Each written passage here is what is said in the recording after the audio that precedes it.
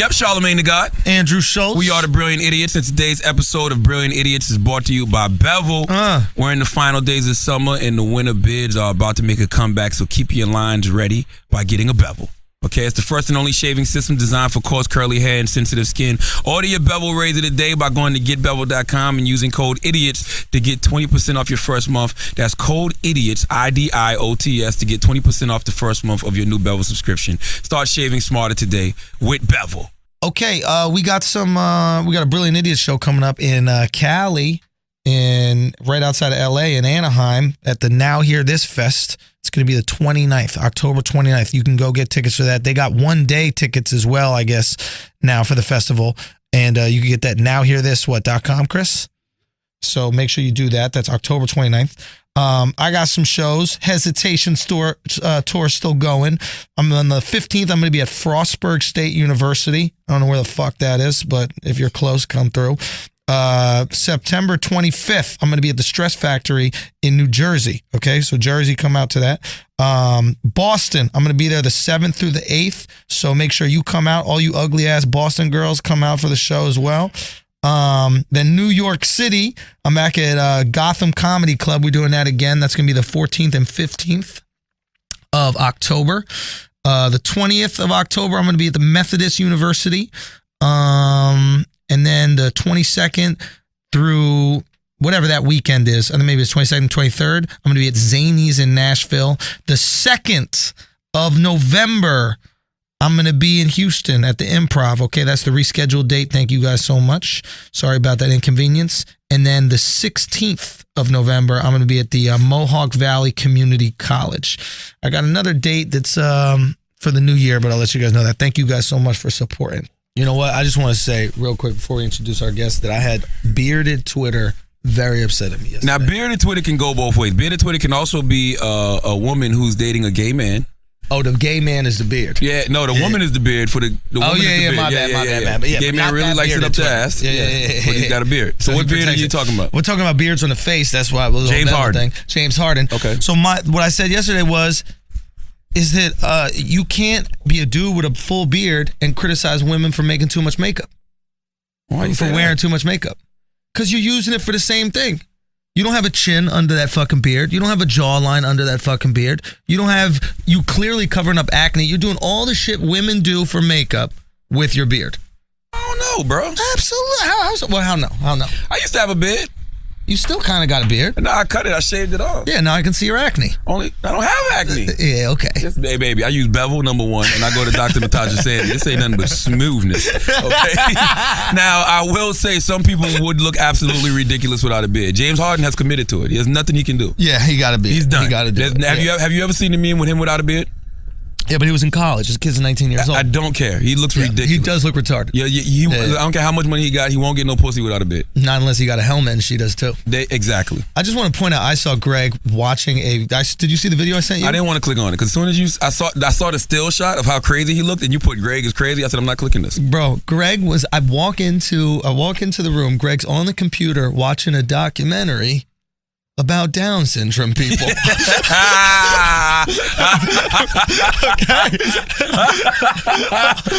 first of all, we got a guest here. Okay. This is our homie. We all started at Guy Code together on MTV2. Lisa Ramos.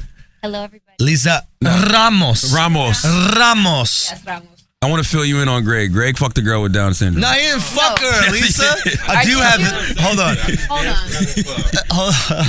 Greg, come close to me so you can do it. Did you hear what he just said? He goes, Here, come on my mic. We just grinded in the club once, but... Okay, so he dirty danced with a chick with Down syndrome. He dry humped. Dry humped a Down syndrome chick. What? People with Down syndrome laugh differently than people without Down syndrome. How do they laugh? There's a beauty there to what they don't laugh at. Okay. You know, so like seeing what they cash would laugh at, it's like enormous judgments being made. You know, it's got to be much bigger. Between what they laugh at and what they don't laugh at, and what we laugh at and what we like respect from people with, Down syndrome. So why was he watching the Down syndrome documentary? Well, all I know, he was sitting there with some fucking Vaseline, and he's watching this Down syndrome. All right, maybe not Vasily. But he was just sitting there watching it, and my first reaction was thinking that he was going to have some kind of sexual inclination with this thing, but he was actually watching it and observing these people and trying to understand. As he should. I have no problem with that, Greg. That's what we all should do, observe people and understand. Okay. Now, Lisa Ramos. She's got a book out. Ramos. Okay. Yes. Ramos. There you go. Pizza and Chill. Lisa Ramos. What is this book about, Lisa? It's about like modern dating, and it's a Q&A format, but there's like a lot in there. Yeah, there's. It's about fucking or what? No, it's not about that. You don't do that. You're a good Christian girl. No, I do sometimes do that, but not in that book. Lisa It Ramos. pains me that Lisa and my good friend Melanie are single women. I just don't understand. Lisa, you why. were married. The first. No, I wasn't. Why do you always say that? You were engaged. I was engaged. That's married? To who? I was engaged to someone like 3 years ago, Andrew. She was engaged to her local barber. It was like a barber in Queens. No. He was a like EMT. That's hot, Lisa. Yeah. You know why that's hot? Because a hot chick like Lisa wouldn't date people would think she wouldn't date a regular guy. Hey. That's dope. And that says a lot about you, yo. Well, then she stopped. Well, that was not my fault. What happened? That wasn't my decision. Oh, he cheated on me with his coworker. See, we need to hear these things. He cheated with an EMT. Mm-hmm. We need to hear these things because male or female EMT? Female, of course, yeah. Look at the subtitle of her book. Okay. How to Sort a Date. Okay. So people are going to want to know, why are you an expert in this type of thing? I am definitely not an expert. It's just my people are interested in my perspective because believe it or not, ever since we were all on Guy Code, people constantly ask me for advice. Like in my DMs, on Facebook, Tumblr, in my mentions, people act like they want to know what I have to say. So I just put all the questions in there. So guys will DM you and ask you advice? Oh, yeah. All the time. Will they say stuff like, how do I get this nut off? Yeah, actually I do get questions like that, and I do get other questions like relationship questions. Yeah. What is the most asked question by guys? How do I fuck you, Lisa? Yeah, that's actually that is the most asked question. You know who loves Lisa? Who? Max B. Really? Oh, Max B called me from jail one day. The wave god? Yes, and me and Max just talking about regular stuff, and then at the end of the conversation he goes, "Yo, the chick from Guy Code, Lisa Ramos. Tell her when the Silver Surfer comes home, I'm going to take her for a ride on the way." Yes. So I got text Lisa. I go, "You know who Max B is?" She goes, "No." Silver Surfer riding alone. I had no idea. But okay, most common question. I just get questions. How do I get this girl to like me? What should I take her on the first date? I cheated on my girlfriend. How do I get her back? You shouldn't have got caught. That's what I tell guys all the time. If you cheat on your girlfriend and you get caught, that's your dumb ass, and you got to deal with the consequences. I agree with that, actually. People are going to do what they want to do, but if you're so sloppy to get caught, I mean, come on. You got to treat it like it's a drug deal. You got to treat it like you're a 2-time felon. Like you don't care. Yeah, exactly. You can't afford another scrag. You got a dead white woman in the trunk, mad cocaine, mad guns. You cannot get caught. Yeah, but I don't encourage cheating or anything. But how was this EMT that your boyfriend fucked? Was he Did she look better than you? I don't want to be mean. She got an Instagram? I'm sure she does. What is it? It's not important. This was 4 years ago. Come on. I just want to know who cheats on Lisa Ramos. I'm telling you, there's people out there wondering right now why. That's honestly, I'm wondering that right now. He doesn't even know. He doesn't know why he did it. No. Was there something that he wanted to do sexually that you did not want to do? Absolutely not. You were down for anything. Even butt play? That was my man. What if you want to spit in your mouth? There's a chapter in here about butt play. Hold on. Cut it out. Okay, love, sex, friends with benefits, and respect. Okay, let's talk about that for a second. Friends with benefits. A lot of women don't like those. By the way, that's not my most recent ex, the fiance, so he's not important anyway.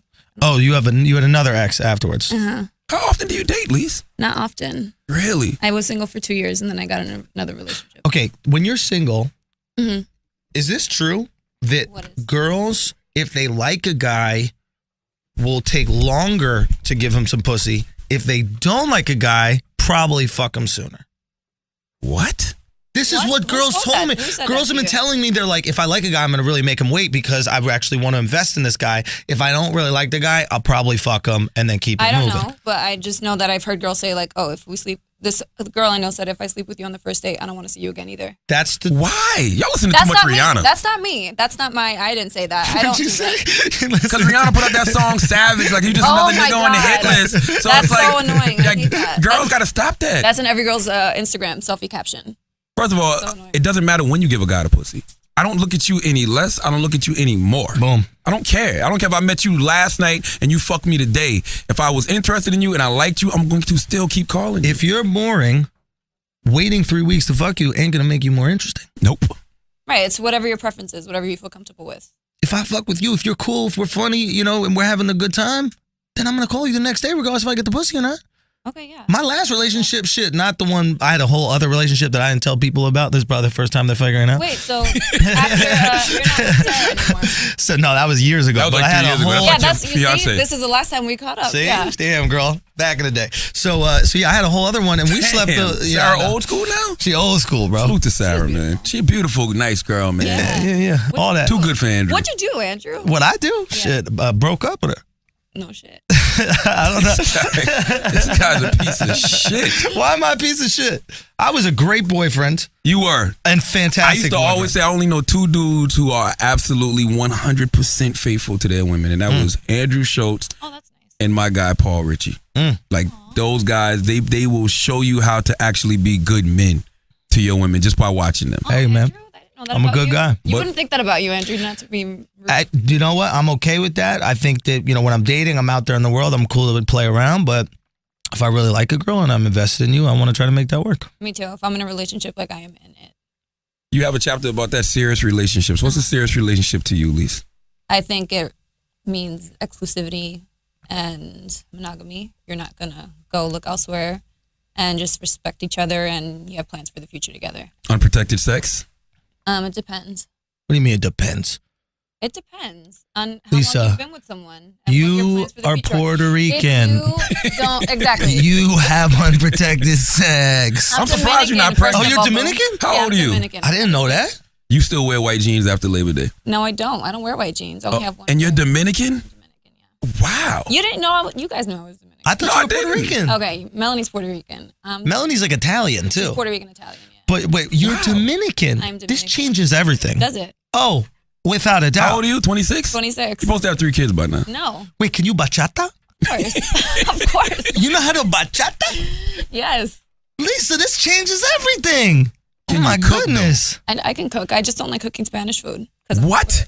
I'm over I'm it. about to ask you what's your empanada game like? I know how to do it. I just don't do it often because I have it all the time. My family makes Hey, it. My grandparents. 10,000 hours, man. You can't trust it if you haven't put it in. Yeah, but it's So what do you like to cook?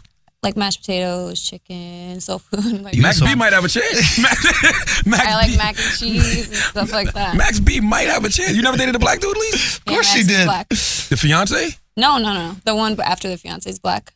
Okay, who's this guy after the fiance? I'm not telling you.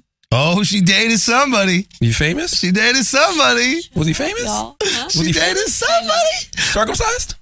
Let me see. Shut up. Let me think over here. Shut up. Come on, hold on. Wait. Oh, his shit was au naturel. I don't, guys. Let me ask you this: Yeah, that organic condom on? when it was soft, did it look like a blunt? So friends with benefits. That's another thing a lot of girls seem to have a problem with. Uh-huh. A lot of girls don't like to just be with a guy and be fucking him. Right, no, women don't like that usually. So but what- some do. How do you define friends with benefits? Friends with benefits. It's like the benefit is the sex, but you're friends, so you do each other a favor because you're not getting it from anywhere else. How do women do that without catching feelings? Because women talk that game shit. Yep. But then eventually, I when are personally you going can't to call do me it. something? I cannot do it. Why you get attached? I'm crazy. I can't do that. You're Dominican. Especially if I like it, like it's over. Hold on, that was really hot. What do you mean you're What? crazy? She's Dominican. Yo, that shit. I don't show my crazy though. No one, my ex never saw it. Give me some of this crazy shit. I'm a Spanish woman. Like we're not, especially if I like, you know what I mean? Like if I'm, If, you get if you like, attached Like what, Lisa? the dick is good. If the dick is good. yeah. No. Okay, I'm so like, okay, no, that's it. We're Whoa, did you see how Lisa Yo, eye got her crossed? eyes- and stuff? I'm like, that's it. You're my man now. That shit looked she crazy. even looked down. I told you. Okay, so when the dick is good and you like the guy, all of a sudden you decide that's my dick. Exactly. Nobody else can have it. I don't want anybody else to have it, but it's not my decision. How do you shut it down? How do you let him know that that's yours? I mean, I don't. If you have an agreement, you have to both agree on it, and you have to talk if you want to, like, exclusivity there. I'm not going to force you, because forcing somebody doesn't ever work anyway. I can't. Hold on, put your lips on the mic, please. What? That's why you're single. Here. Stop it. No, seriously. They can't hear you. Now, listen. Well, I didn't put it down there. Whoa. Hey, you put it up. Now, you said everybody is single at some point. Yes. That's like Captain Obvious. What does that mean, though? That means it's okay if you're single. It's not a big deal. It's not. You're not going to be alone forever. You're going to find someone you're compatible with. That's a good talking point, because a lot of women feel like they have to be in a relationship. They have to have kids at a certain age, or they should be married at a certain age. They should. I mean, I believe that, our biological clocks tick. So things are time sensitive sometimes, but I don't believe in, like, rushing into a relationship because I need to have a man right now and I need to get married in 2 years. Like, I don't believe in that at all. Dr. Oz said that a woman, it gets risky. A woman should have a baby. Her prime year to have a baby is 30.5. And after 35, it's risky. Yeah, after 35, it's a health risk. So, yeah, there is, like, a biological clock that we need to be aware of. But I just want to point this out. My mom had Greg at 40. I mean, wow. It's possible. No, people are having children later and later. Bruh. But I can't say much for me because she had me at 35. Bruh. And we're both pretty fucked up. Greg is a good example of why you shouldn't have kids that are 40, bro. Like, he's on, but he's a little off. All right? Like, we know the lights are on, but there's somebody in the house is what we want to know. It looks like somebody's living there, but I'm not sure. All right. Do your family put pressure on you to have kids? No, my family doesn't put pressure on me to have kids. If anything, they say wait, and I want to wait until I'm married. I don't want to be anybody's baby mama. Really? I'm not going to put that on anybody. Like I said, I'm crazy. 1, 2. Can you talk about this crazy for a second? You're a fly baby mama, though. You would be a fly baby mama. I don't want to be a baby mama. No, I don't want you as a baby mama. You rolling up on me at the club, like, where are you even coming to see little such and such? Like, I'm about that life anyway. No. But no, I don't want to be someone's baby mama. Okay, can we talk about your crazy? Because maybe we can help you out with your crazy. I don't want help. I'm fine. See, I know that's the problem right there. Did you see that thing that just happened right there? What? I'm trying to help you, and you said, I don't want help, I'm fine. Because I don't show anyone my crazy. It barely comes out. What's the craziest thing you've done in a relationship for a man? For him or to him? To him. Both, but to him. Well, my most recent ex, he never saw it. It never came out. Like, I'm pretty good. I have a lot of self-control because, as I said, I was single for 2 years. And remember when we went to Lala's in LA? I told you, like, I was not having sex for, like, that whole time. I didn't understand that night. Her and Melanie couldn't get no dick. I'm like, what the fuck is going on? I mean, you didn't have sex for 2 years? I didn't have sex for over a year. And then did tampons start to not fit? Shut up. I'm being serious. If I don't work out, my arms start to get smaller. It's the same thing. Have you ever seen a tampon? Me? Mm-hmm. I've taken one out before. Okay, so then you know that they fit. Well, I don't know. It could get tighter. The girls I have. What size have you seen? Excuse me. What size have I seen? You sounded like a dude who's like, I got no small pussy. I got a big pussy. No, but I mean, ew, gross. No. I'm trying to compliment you. I'm trying to say you got the kung fu grip. Yeah, but I mean, a tampon, come on. I don't know. I don't know about girl products. Okay, well, then I can see that. He's trying to ask you how tight did it get, is what he's saying. I mean, did it get tighter? That does happen, yes, scientifically. If you don't use it, it's not going to be as, And how long does it take to open up again? I don't know, Andrew. Come on. Did you feel like a virgin after a year? Yeah. Mm-hmm. Did you do that thing? A black dude too. Oh shit! Was it true? Wait, you went for 2 year sabbatical to the fucking donkey dick? Oh my god, you guys are so annoying. I'm not discussing anybody's penis. Thank you. Yo, Lise. So you was not having sex for a year. You and Melanie and Lala's. Yeah. So remember, I told you. Yeah. So my point was that I have a lot of self control. So my crazy rarely comes out. Like I have to be. Like, you have to do something really, really, I have to really be in my feelings, really be in love with you, or you have to do something crazy to me for it to come out. So your fiance definitely. Yeah, and we used to live together, so he used to see it a lot. What'd you do to him? Like, what's the craziest thing? Set his shoes, sneakers on fire? What? No, I don't play with fire. I wouldn't do that. But, you know. What's the craziest thing that I ever did to him? See. I don't know. I don't know. I'm not saying it. Go ahead, Lisa. No. Lisa, stop it. No, we need you to be vulnerable with us. What's the craziest thing you did? And then we'll tell the craziest things that we've done in a relationship. I mean, whatever other crazy women do. What do you mean, like stalking wise, or like? Did you cut him physically? No, but I hit him once. With what? my hands. Oh God, that's nothing. That's nothing. Thank you. Give me some more. I want some real shit. No. You went through his phone and all that stuff like that? Yes, I did. But I never, after that relationship, I'm never going through anybody's phone ever again. Yeah, because you find out some things that you don't want to find out. No, I did want to find out, though. But were you ready to leave once you found out? That's the thing I always tell girls. You go searching for stuff, but are you ready to leave? I was ready to leave. Yeah, I just left and I never went back. Like, really? I left, I went to go shopping and I never went back to the apartment. You didn't pack your stuff up or nothing? Nope. He kept everything, all the furniture, the apartment, everything in there. I just took my clothes. Your homie who got some of Lisa's old drawers. Let's start this pawn sale. We can get this hot Lisa Ramos pawn sale. A nice yard sale going. Listen, okay? there are Japanese businessmen that will pay top dollar for your panties. Okay. Never How do you know? Because I know about this market. Don't leave your used panties around a man. I don't. You know, this guy has some of your used panties. You said you never went back. He took something out the hamper. Oh, absolutely. Maybe. I don't know what he did with it. You know, your discharge can go Ew, for a lot on Charlamagne. That's disgusting. Don't pick up the book and No, that. I want to talk about some other chapters in the book. She has a book for everybody that's always DMing her saying, how do I get with you, Lisa? You have a chapter called Dating Lisa. Yeah. Okay. What is that about? Well, it's just about me, obviously, and what I like to do on first dates and things like that, and just my preferences. Can we go before the first date? Sure. How does somebody get your attention right off the bat? Well, first you have to talk to me. Yeah, but I'm very cautious about the approach. Like, if I'm the opening is like very, even in like a DM or something. Yeah. You know, I've responded to those before, but like very few. You can't talk to me like you can't be like yo or something like that. I feel like you should approach me like a gentleman. So give me some examples. So no yos, no like yo. You're from Queens and you don't like a good yo? Yeah. It depends. It depends. Like, I don't like people treating me like, I don't know. Like I can't explain it. You don't like people treating you like a dude. You want to be treated like a lady. Yeah, she likes Yes. you like old school tradition. Yes, and I don't think chivalry is dead. I think it's just rare. Okay. I agree. So what was a opening that you responded to? I like normal stuff. Like, hey, what's up? How you doing? Like, I don't like stuff that's like, hey, mama, whatever. I'm like, ew. Yeah. You don't like game, basically. No, because I can see right through it, and I don't want someone to be calling me pet names right off the bat. But what if they like Steve it? Harvey did that, though. I don't like, hey, baby, like, ew. Well, that's not a pet name, but what if they call you Penguin? Well, that's so cute, but no. Hey, what? No, hey, penguin. I'd be like, what's wrong with me? Why are you calling me a penguin? Now we're talking. And I'm waddling. Like, what's going on? You know the number one line in game that men run? What? I don't have no game.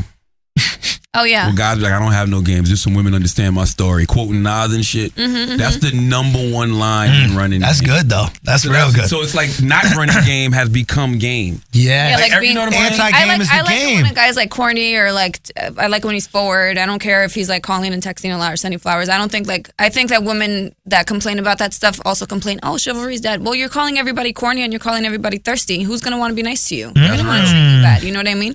So I'm against calling men thirsty when they're being good people. I don't like when she's like, oh my God, like he texted me 5 times today. Okay, well, you want him to not talk to you? You like that better? How much is too much, though? For what? For a guy to like be texting a girl and calling a girl. I mean, you shouldn't be overdoing it without a response, but if she's reciprocating, there's nothing wrong with talking to somebody, you know? What if you're dealing with a girl, right? And you and the girl have plans to spend time with each other. So you send her flight info, but she doesn't reply. Should you reply back?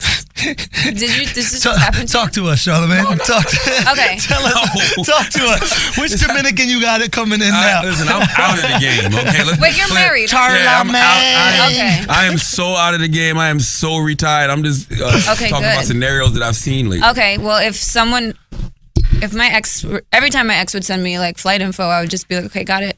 You know, you have to acknowledge it. Yeah, you should follow up. I mean, you spent money on the flight. Yeah. And it's rude if she doesn't acknowledge it, in my opinion. Got you. So you can follow up for sure. I don't think it's bad when a guy double texts me either. Like sometimes I'm busy or sometimes he said something I don't necessarily have to reply to, like a one-word answer. If he wants to keep the conversation going. Don't be motivated. Nah, I mean, I don't know. I'm not a girl, but like, don't be motivated by fear. Like, I hate fear. Like, I'm going to make sure that my text is one less word than your text. Just fucking be you. Yeah, stop trying to be cool. Yeah, it's like, if I you have can't no time be... for cool guys that want me to be... Get out of here. No. Because the reality of the matter is, like, if you're not being yourself to get this girl, you're not going to be happy with this girl because you're not yourself. Right, exactly. So I'd rather be my fucking corny-ass self, and all of a sudden she loves that shit, and I'm like, oh, I get to be me. Right, exactly. Instead of be this person she wants me to be, and now I'm miserable in this fucking relationship. Right, no, I agree. I don't think it's bad to double text or anything like that. Are you afraid about the dating Lisa chapter? Because one thing I say about relationship books, when you tell guys exactly what you want and what you're looking for, you're going to get a long line of guys telling you what you want to hear, what they think you want to hear, instead of being real. I'm not afraid because I pay attention to context clues a lot. I pay attention to what people say and like words they use, words they don't use, and jokes they make. So I'm pretty good judge of character. That's why I was single for so long, because I was just able to be like, okay, yeah, this is going nowhere. But you're single now. I am single now. Okay. But yeah, recently single. But I was single for 2 years, huh? How recent? Like 2 weeks. Oh, baby, you could be 2 weeks pregnant and don't know at least. Oh, cut it out. Listen, hold on. I'm not. This is fresh for you. Yeah, but I'm okay. I know you're okay. I didn't say you're not okay. Very defensive. How long was you and the guy together? 4 or 5 months, not very long. And I imagine he didn't live in New York. No. So you really only spent a month with him total days together. Maybe. So you're basically dating. You're not even together. Did he get the pussy? Of course he got the pussy. Yeah, we were exclusively dating. We were in a relationship with my boyfriend. I was his girlfriend. That's what you thought. I get it. Mm-hmm. That's first of all, that was his idea. Call Big Brother Charlamagne. I can tell you when these guys are spinning y'all. Like, guys will tell women like you everything that y'all want to hear to get the It wasn't my idea. He's the one who said that. Yeah, I didn't ask. Because he didn't want you to fuck. Exactly. I don't want this beautiful woman fucking nobody else. Exactly. I want this all to myself. She's in Queens. There's Jamaicans there. You can't have her running around. What the hell's happening? I haven't told you about the time my homeboy ran up on, caught his girl fucking a Jamaican dude? No. Oh my Lord, that sounds awful. He said he walked in the house, he just heard this crazy moaning. He said when he walked in the house, man, it's like when this dude stood up, it's like he was holding somebody by their legs. What? He was like, he said he thought that he was holding somebody upside down by their legs. It was his fucking dick. Now, was he doing the dance, the dagger? Nah, they said he just jumped up and he said all he saw was dick. He said, man. I finished your shit. He said the dude's dick was so big that he said, man, could you get dressed and please leave my house? He was cordial. He ain't trying no fighting or nothing. Could you please get dressed and leave my house? That's disrespectful. So you said you wrote this book because you was on Guy Code and people kept asking? Yeah, like so all the time. I probably have some recent questions in my DMs, even from people that aren't like fans, people that just... we follow each other and they want advice, you know? Open your DMs. I wanted to say, can we look at your DMs? Cannot look at Please. I don't want to look at them. I want to know some of the... Lisa. You can open it and read some of the questions you get. I'm not going to look. Yeah, but I think it's important we also read some too, because you might take the really sweet ones. I don't want to see... I don't care that John Wall's DMing you. Who's that? What? You don't know John Wall? He's a basketball player. Yeah. Oh, no. I know you get a lot of ball players hitting you. I know you baseball players. That's who you probably fuck with. As you should. You like those Latinos. As you should. Hey. I like Latinos. First of all, I'm all about proper pussy management. What do you? Hold on. Go. Proper pussy management. I like girls that properly manage their vaginas. If you're gonna date an athlete, go get you a Dominican baseball player. Them guys got $300 million. I've never dated contracts. a Dominican, actually. You've never dated a Dominican. Listen, first of all, that's what you need to do because they appreciate you more. All you need to do is put a mango tree in your backyard. They'll be so happy. They'll be so happy just to be with you. They're not going to go anywhere. They'll sit under the mango tree, and this will be a perfect relationship. That's what you For real. This is true. You white boys, I tell you. What? Who's white? No. You. I'm Spanish. Yeah, okay. What is some of your DMs? I'm not Spanish. Yes, you is. No, Lisa, I speak Spanish. Really? Go ahead. ¿Qué quieres que diga? ¿Quién te dijo eso? Nadie. Yo viví en España y aprendí español. ¿Por cuánto tiempo? Por un año. Oh, qué bueno. That's cute. Yeah, see? Okay. What's up, man? See me flex that shit? I need y'all to translate this for me on SoundCloud. Let me know what the fuck was just said. I just said who taught him how to say that. Say what you really said.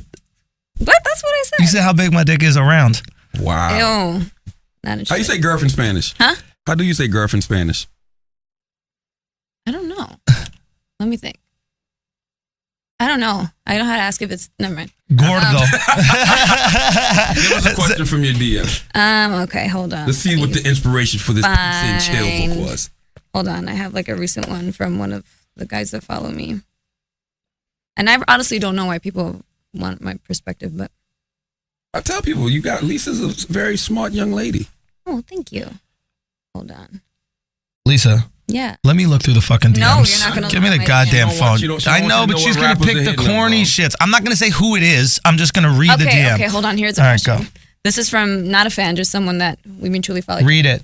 Can I ask your advice real quick? If I send a girl a lot of flowers and she knows they're coming, like we talked about it, and she doesn't contact me when she gets them, I should give up, right? No, you should kill her. What do you think, Lise? I said she's rude if she doesn't say thank you. It takes 2 seconds to send a text. You don't want to deal with an ungrateful person. I said, or were they apology flowers? Because that's a different story. If you're saying you're sorry, then it doesn't. She probably wants you to try harder. You know what I mean? Yeah. Flowers isn't sufficient. It doesn't solve everything if they're apology flowers. And he said, no, they were I love you flowers, and she didn't acknowledge it. She don't love you, bro. Done. I said she's playing with you. She's kill yourself. Got a boyfriend. You put the side dude. Yeah, you told her I love you, and she looked at you like, All right. Okay, can you read us one where someone's trying to get the cheeks? That they don't say that. What? They don't say that. They just say. Read us one where you responded to. Read us one where a guy was kicking the anti-game and you actually responded to and you started saying. Okay, I'm going to read a random one. Well, my parents are from the Dominican Republic, but I was raised in Queens. Oh, no. Okay, see, I respond to like normal ones. This guy said hello. I said, what's up? Not much, just in camp. What are you up to? You saw how he put that way in camp for just what? In camp. This motherfucking athletes are the worst. Yeah, he wants you to know that he's a professional ball player. And what did you think? He was really at fucking camp? I don't know. I don't know if he was or wasn't. I didn't care either. I said hi. I said I was at a shoot, so I said I'm on a food break. He's like, "What are you eating?" Blah blah blah. I'm going into a meeting. Yada yada yada. Just a normal conversation. Okay. It doesn't get crazy, and I don't respond to people who are like vulgar or nasty. You know. So did you ever send that guy your number? Have y'all had any conversation outside of the DMs? Yeah, we did. We actually went on a date. Really? And how was it? It was good. What's his contract like, Lise? I need to know. I don't know. You have to tell me who he is. That's what I hate. I just need to know what his contract. No, you should not hate that. It shouldn't be everybody's business. I want the best for my friends. I don't know. I honestly don't know. And I don't like Googling people. Well, let me Google them for you. No, that's okay. I like the who's behind me? Greg's right there. And plus Greg's looking at me instead of looking at the phone. I'm like, Greg, find out who it is. It's okay. Greg, we need that close up. By the way, there's nothing wrong with knowing how much a man makes. I agree, but if I know that somebody and I don't care about like what kind of job someone has, as long as someone has a decent job and they like their job, then that's fine with me. I wouldn't mind like dating like a fine accountant or something. Yo, you're good at lying. I swear, no, I'm being. That shit was hot right there. I almost believed it. I'm being very serious because I feel like even if you're a man with a great job and you hate your job, and I like my job, you're gonna be envy. It's gonna be misplaced envy. You know what I mean? And I've dealt with that before. So if you like your job and you have a decent job, I don't care what it is. You just know basically what I mean? want a man that's secure with himself. Yes, and that has a decent job that I'm not gonna have to. You have to kind of be on the way to where you're really going, because then you're not gonna have time for me. If I wasn't married, I guarantee I would be looking at girls and gauging what they do. It's certain girls I would not fuck with. These Instagram models that don't do shit. You gotta have something about yourself for me to deal with you. Dude, it is. That's what I just said. So, yeah, it's like I could go on Instagram right now and find 50 better looking girls in like 2 seconds, and I can find like 100 like sexy men. But if you're not happy with what you're doing, or if you're not on your way to something, then there's really no point. Better looking than you're saying? Men? No, girls. Girls, yeah. But who has nicer feet? I don't know.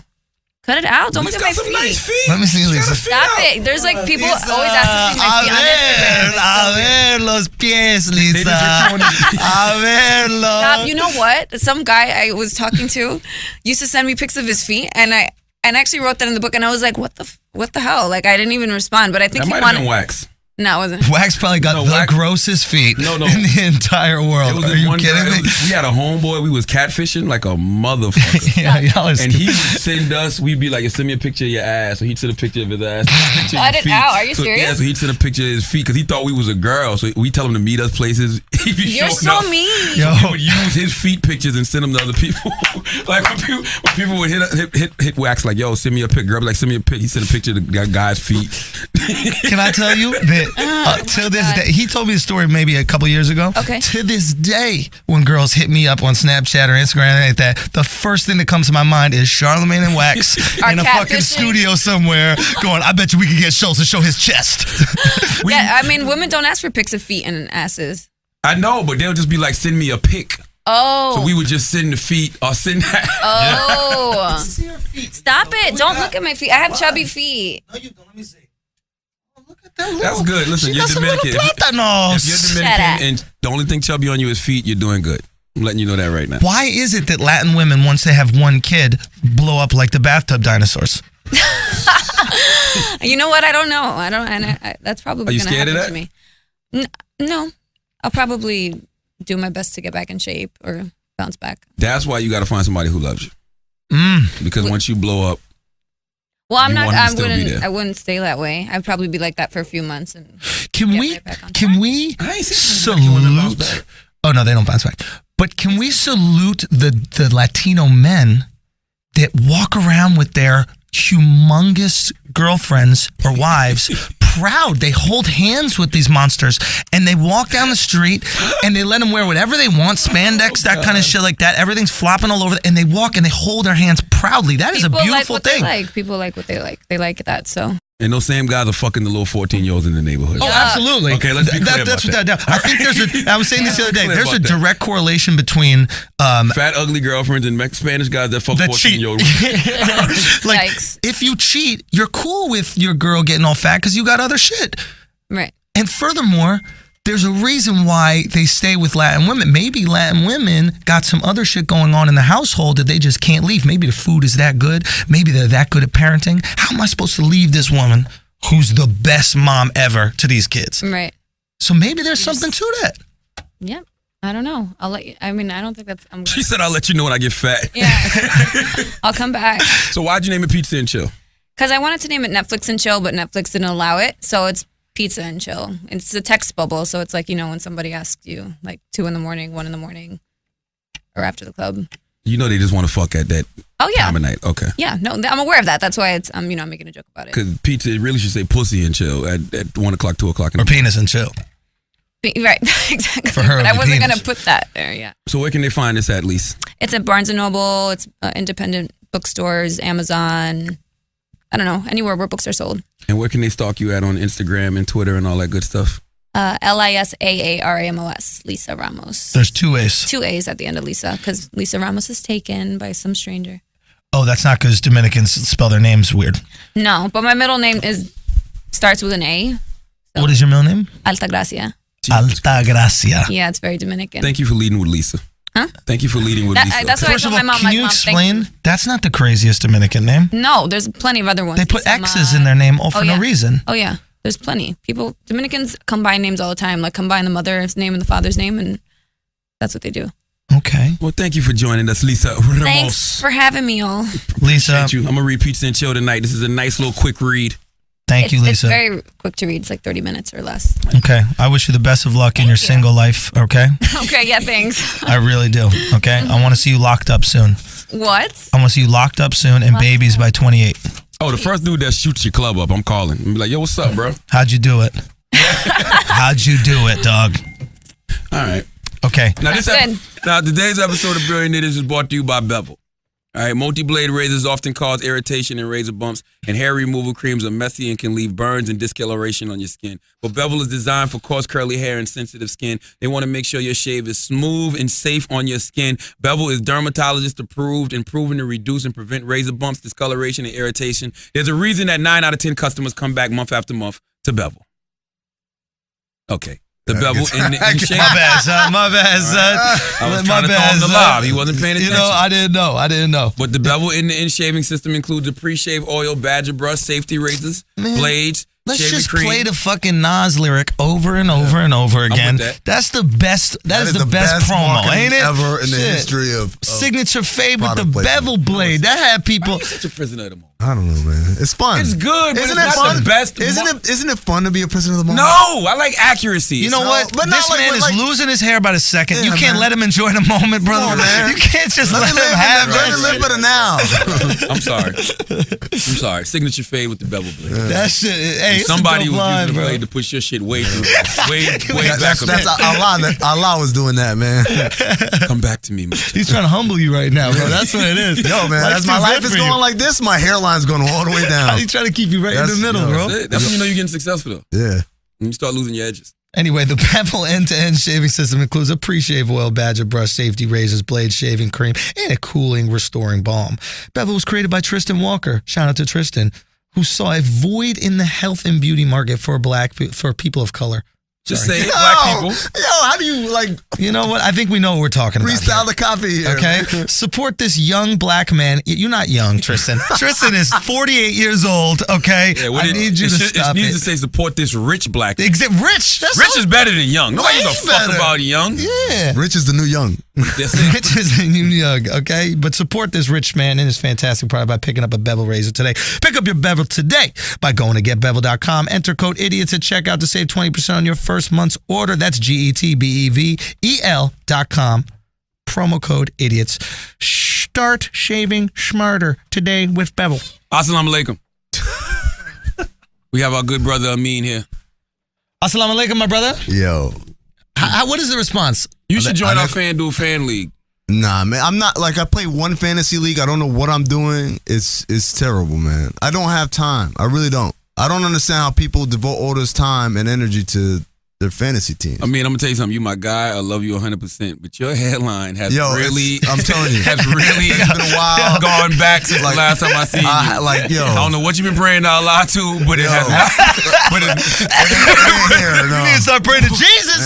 Hey, nothing's bringing it back, bro. Let it go. It did not look like that last time I saw. When the last time we saw Amin? Yo, I just want to salute your honesty, man. I want to salute your honesty because let me just celebrate you for a moment, bro. Because most people would want to make a guest feel comfortable off the bat. It's our friend. I know it's our boy, but here's the thing. You just want to point out exactly, and you're bald. Yeah, you know why I'm bald? Because my hairline looks like that. Yeah. All right, so when I see yeah. You look like RoboCop when he takes his mask off. I'm serious. I'm serious. I mean, it's time to go bald. Yeah, man. Let it go, bro. What do you think? Yo, man, I might have to start investing in Beijing first, man. I don't know what's Beijing. You don't know what? That's the paint? Yeah, not the paint, but like the spray. The boozer. It's like fake edges for men. Yeah. No. Yeah, man. Yeah, that's what it is. Dude, man. Propecia. Just get yourself more It doesn't Propecia. work. Have you tried it? No. Oh, trust me, it works. Does it? Yeah. Are you stressed out? Hell yeah, I'm stressed out, man. Have you seen the last 2 weeks I've had? Was it the jeans? Yo, let me tell you. Was it the jeans? It was the jeans or nothing. Wasn't that day? The jeans. Let me tell you. You know what the definition of stress is? Talk to me. Definition of stress is having a big Muslim holiday. I'm talking about like we all go to group prayer. Eid Mubarak. Thank you, sir. Mm-hmm. Eid Mubarak to you Happy too. Eid Mubarak. Mm-hmm. Thank you. And having that huge Muslim holiday where we go like to convention centers to do this mass prayers and all that stuff. Yep. Have it come on the day after 9/11. Yeah, that's a little. Yeah. And it's because it's on a lunar calendar. Whoa. It's on a lunar calendar, so we don't even know what day it's gonna fall. Probably until like a couple of weeks or whatever before. And so the whole time I was just like, oh Lord, don't let this thing fall on 9/11, man, because y'all gotta wear your garb and everything too, right? I mean, regardless, it's like if you're some crazy redneck. And you're like, I hate them for what they did to this country. You don't know the difference. Yeah. It's like, they're all meeting at one place? Yeah. All of them? Yeah. Like, come on, man. That's payback. One stop shop. Yeah. I knew them bitch niggas from way back. All these Muslims trying to advance. It's all over now. Take it like a man. Yo, did you guys see the Tupac biopic that was made? Not the one that's coming out that looks like it's going to be pretty prior. Good. One prior, made in China. No. On everything. Everything. The trailer's on World Star right now. I just watched it this morning. I was dying laughing, man. Is it Chinese people? Chinese people, but like it's weird. It's like the guy who plays So Pac, who plays the black people, like the Cambodians? it's like it's a black dude playing Pac. Right? Okay. And I guess most of the principal characters, although we don't see too many of them, but the whole thing is like it's done through the lens of there's this Chinese kid and he's got to do a book report. And then they're like, oh, who are you going to do it on? And he looks at his iPhone. It's like, Tupac. God bless these Chinese people. But the funny thing is, like, the whole story runs concurrently. It's like the present day kid doing his research for the story. Mm-hmm. And then, like, they show Pac getting shot. And then, like, the kid is getting chased down the street. Like, it's crazy. This is why Suge Knight needs to be out with money and healthy. I want some Chinese kids to get fucked up over. Why, man? You can't ruin. Celebrate. You can't ruin. I'm happy with that, but don't ruin the legacy, bro. By the way, the guy looks nothing like Pac. I love it. Let's see. Here we go. Put it right here so I can see Murphy playing Tupac. Hey, Chris. Turn it so I can see. No, UMG blocked it, as they should. It said this video contains content that was blocked by UMG. No chance. What you mean, no chance? No, go to World Star. Go to World Star. It might be blocked on World Star too. No, it's not. Nothing's blocked on World Star. Can I Nothing's blocked on. Up, bro. Can we go back to something real quick? Just this morning, I saw. What you see this morning? I saw some homeless person getting head on World Star, man. I'm all for that. Respect. Why, I'm all for that. Why shouldn't you be able to get head? I'm just saying. If you don't have a house, the least you should be able to get in America's head. First of all, God I pray bless. he was a veteran. That dick, though. God bless the girl that's sucking that dick. What if he was a veteran? That shit is. What if he was a veteran? What, their dicks don't stink? No, I don't give a fuck. Salute him and her. Hold on, here we go. We're watching it. Okay, Chris is a fucking idiot. That's the real movie, bro. That's the real one. Chris is a fucking Chris, idiot. go over there. Bye, Chris. Chris, stop Chinese it. Tupac. Chris heard Asian and he got so excited. So excited. He wanted to Tupac trailer.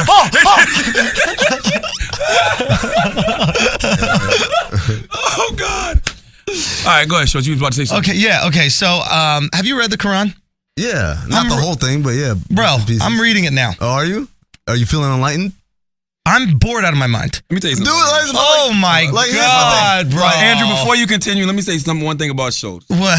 Schultz texts me things sometimes, and I laugh uncontrollably for like 5 minutes. And whoever I'm around be like, "What are you laughing at?" And I'm like, Andrew Schultz is literally the craziest person on the planet. Let me tell you, hold on. Let me see if I can find this tweet. Yo, do the perforations in your like shoulder straps, does that give you ventilation or what's that? First of all, this is a Gordon Gartrell. Don't come for me. I'm just asking. I'm just asking. I'm about functionality, you know. This is a Gordon. Is that like when you walk? I heard 3 snaps after that one. The Gordon Gartrell. Hold on, I can't find it, but I can remember the gist of it. Schultz text me. It goes. Who's Gordon Gartrell? You've never watched the Cosby Show? Yeah, I didn't know they were showing us what the brands was. I just knew the. You don't remember the episode of the Cosby Show where Theo had the Gordon Gartrell? He wanted a Gordon Gartrell shirt and he couldn't afford one, so Lisa made him one, and it was the wackest shirt in the world. But when he wore it, and he was screaming at her, and then his girlfriend walked in and he tried to run, but then his girlfriend loved it. No. And that shirt. That's the inspiration. That's what happens when you. Okay, I can't find the text, but Schultz texts me. He goes, "I'm reading the Quran." He goes, yo, I just started reading the Quran, which automatically I'm already laughing. I'm like, okay. All right, so he goes, bruh, this shit boring. he goes, how do they get people to kill people over this shit? I'm for real. I'm like, you dying over this? Have you read Gone Girl? Gone Girl is an incredible book. Gone Girl is worthy of killing yourself. Yeah, Gone Girl will push you to homicide. Da Vinci Code. These things you fly through. Man.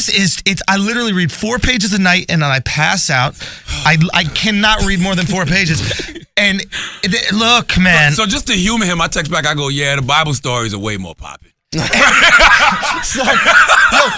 Here's the crazy shit, right? They should make it a prerequisite that anybody that reads the Quran reads the Bible, because the first 20 pages are constantly referencing the Old Testament and the New Testament. But I don't know for a fact, but I assume that they're not having people who read the Quran read the Old and New Testament. That's why Minister Farrakhan and Malcolm X and Elijah Muhammad was so sharp. Because they would read both. You have to understand it. But like, there's 2 things going on. Number one is, just like the Torah, like all the, like, it's the same. This is the thing that people don't get. It's the same religion. It's not like I have a God and you got a different God. Yeah. It's the same God, and the stories are the same. Noah and the ark, Adam and Eve, Isaac, and Abel, Isaac and Abraham, and all it's the same people, the same Moses. They're all the central characters are the same. It's just you get these little kind of divergence and wrinkles in different places. The other thing is the Quran is written like the Bible is just like, let me tell you a story about Cain and Abel. They were brothers. Like I like how you did the Bible's Americanized. Yeah, it's real and it's sensational. Well, I can't speak for that. It is. But if I tell you that a snake came up to me in a garden and told me to eat off a tree, that's a little sensationalized, bro. I guess a snake. I mean, snake in the garden. That sounds like some fucking to me. Walking on water. Parting Red Seas. But like all that stuff is in the Quran. The difference is the way the Bible is, and part of it is because the Bible isn't translated and like changed and all that stuff. So it's told like a story, like straight up. Let me tell you a story about so and so, right? The Quran is the same like version since it came down from heaven or whatever, right? So it's never been changed. the translation is only for non-Arabic speakers to understand it, but when you're praying, you have to do the exact Arabic verses, right? You can't translate when you're praying. I mean, can I say one thing? But here's the thing. Please, one thing. Go ahead. Whoever translated it, they need to kill him. Exactly. Just fucking kill That's what I was going to get to. This guy did a horrible job. So two things. One, it's written in a very poetic style, right? Which makes it difficult to understand even when you speak Arabic. But the other thing is the translations, for some reason, they want to use English from like the 1500s. Oh my! I'm like, why? They use why do we do this? ye. Instead of your ye, but I can't. It's ye. I can't stop reading. But I thought ye. the Quran wasn't translated. I thought it was only one verse. I'm like, why are they talking about Kanye?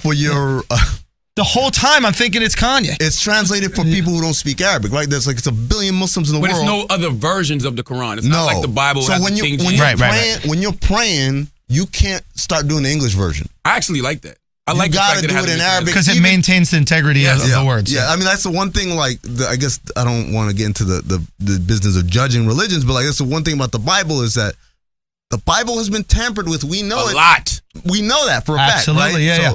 And the Quran is just like it's the same version since day one. They but never also remixed that it. day one is much closer. Yeah, it's 1492 yeah. or So was it 1,500 years ago or something like that, right? Yeah. So you have time for it to be kind of tampered with or moved, etc. But I'm going to read it through just because and I bought the Old Testament and New Testament. I literally am having all these opinions about religion. I'm like, I'm not going to be one of these douchebags that doesn't fucking read the books and knows what's going on. All I'm saying is, you got more time than me. I've never read the Quran or the Bible all the way through. Gentlemen, you read so much. Yes, I can't. How have you not read these books? I'm gonna be honest with you. Talk to me. Because they're boring. That's just the truth to the Quran and the Bible are two boring books. Religion is an amazing hustle because it's like basically do all this stuff that you really don't want to do. Why? Because then you'll get to go to this awesome place later, right? Religion is, there's this club we going to later. But here's the dress code. That's what religion is. Like, I got to put on hard bottoms. Nothing wrong with that, though. No, there's nothing wrong with that. But it's just like, it asks you to do things that you probably would not do if left to your own devices, right? See, I don't think, I disagree. Wait, hold on. No premarital sex. Oh, that's different. But I'm talking about the hard stuff, like the murder. Okay, I mean, stealing. But even that, man. Like, think about if there was no consequence for, because we talk about laws, but laws come from religion, right? Yeah. Religion was the first kind of like legal system, right? So if you think about it, there was no negative consequence for killing someone other than they might kill, like their people might come back for you. Yeah. How much more murder would we have? I agree with that, but guess what? I had this conversation at dinner when we was all in LA with Van and Jazz, and it was like, they were saying that murder is natural. I don't wake up in the morning wanting to kill people. I've never had the desire to kill people. It's more natural than, like when we were talking last week with Gladwell, it's more natural than rape. What I'm saying, I've never wanted to kill nobody. I've never wanted to kill or rape anyone. No, but that's the thing. Like you can justify possibly killing somebody, right? But like, I mean, it's natural. When I say natural, I mean like waking up hungry or waking up thirsty. No, not with an urge to do it, but to act like a for example, self-defense. Like a self-defense murder, you can justify. I don't think there's ever a self-defense rape. But that's a natural instinct of survival. Right? Like, he was trying to rape me, so I raped him. Like that. You want this? You think you gonna rape me? But the first law of nature is self-preservation. Yes. So defending your life and taking somebody else's life in order to defend your life is natural. Ooh, wait a minute. But waking up with the urge, like, you know what I'm gonna do today? I'm gonna eat me some oatmeal and go kill somebody. Like, that's not natural. But the urge to kill may hit you and you still don't do it for the reasons of all the negative consequences, right? Yeah. Like, cause I'll get caught, I'll go to jail. Or shame in society. I think I don't know. Peers would shame. Like, if you told me I could kill people and I'm not gonna go to jail, like there's not like they're not gonna catch you. Like, yo, we're gonna know that you did it, but no one's gonna send you to jail. Yeah. Like if society was like that, people would be killing for anything. See, I disagree. I don't agree with that. I don't agree because here's the thing. If you think about all the messed up places in the world where people die every day, why? Because there's no negative consequences. No, it's because they're poor. No, but exactly, they live in an area where there's no negative consequence. So here's the distinction. We're in a situation where we're full bellied, like we have food in our stomach. You can't judge people who are empty stomach. I'm not judging them. I'm not saying you're judging. Yeah. I'm saying like morality only exists when you're full. When your belly is, like when I'm hungry, all of a sudden I'm fucking ornery. I'm the meaner to of people. Error, like begin to like go away. Exactly, right? So all of a sudden ethics goes out the window. Right. My behavior is talking fucked. about Maslow's hierarchy of needs. That's a smart term. No, I know Maslow's hierarchy. I'm just saying, man. I read that right now. That would be a smart term. That's a need. Damn, man. Okay.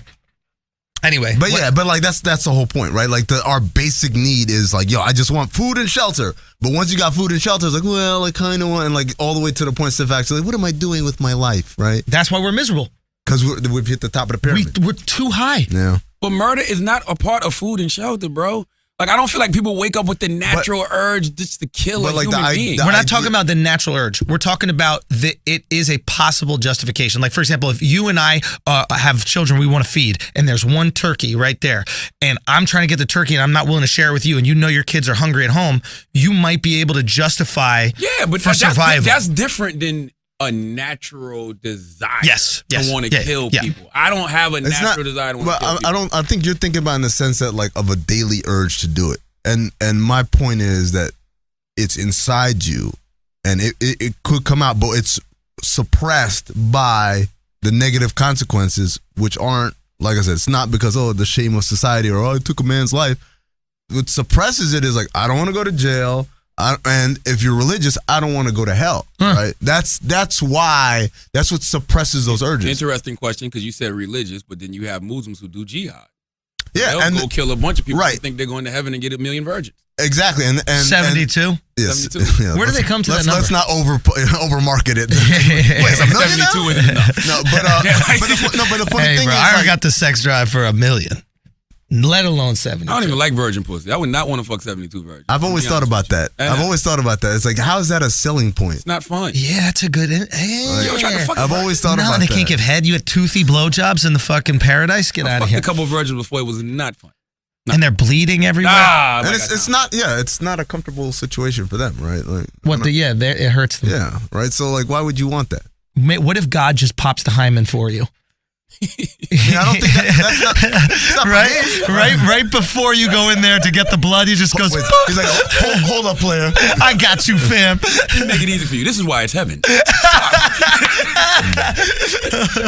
That's great. Yo, let me just say astaghfirullah right now, because I'm trying to go to hell because of Andrew Schultz. My bad. You think Allah don't have a sense of humor? I actually think he's got a great sense of humor. Yeah. Because I look at what happens in my life, I'm like, there's no way other than like someone upstairs is like, watch what I'm gonna do right now. I'll make him think those jeans are a good idea. Yeah.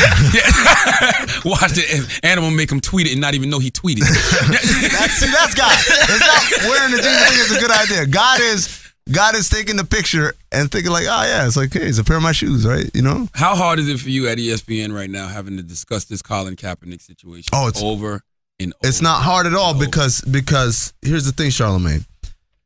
For mainstream America, the problems that afflict non-mainstream America are sound bites, things that, flash in the pan, a hashtag today, and then we're done. Yeah. And so people are like, oh, you got to talk about Colin Kaepernick. Yeah, we're going to talk about this every day.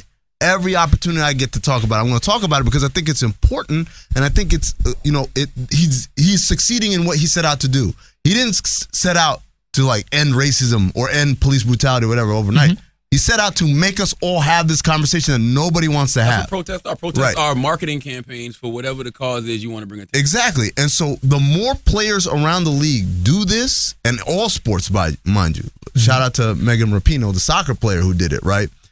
The more we have to have conversations, and the more we have to have conversations, at some point it's going to go beyond like, oh, I can't believe they're doing it, to, okay, why are they protesting? We start talking about the actual issue as opposed to just being outraged for the sake of outrage. Okay. So I don't mind it at all. I hope we do this. I hope NBA starts. I hope LeBron and all those guys do it. I'm going to tell you what the problem is.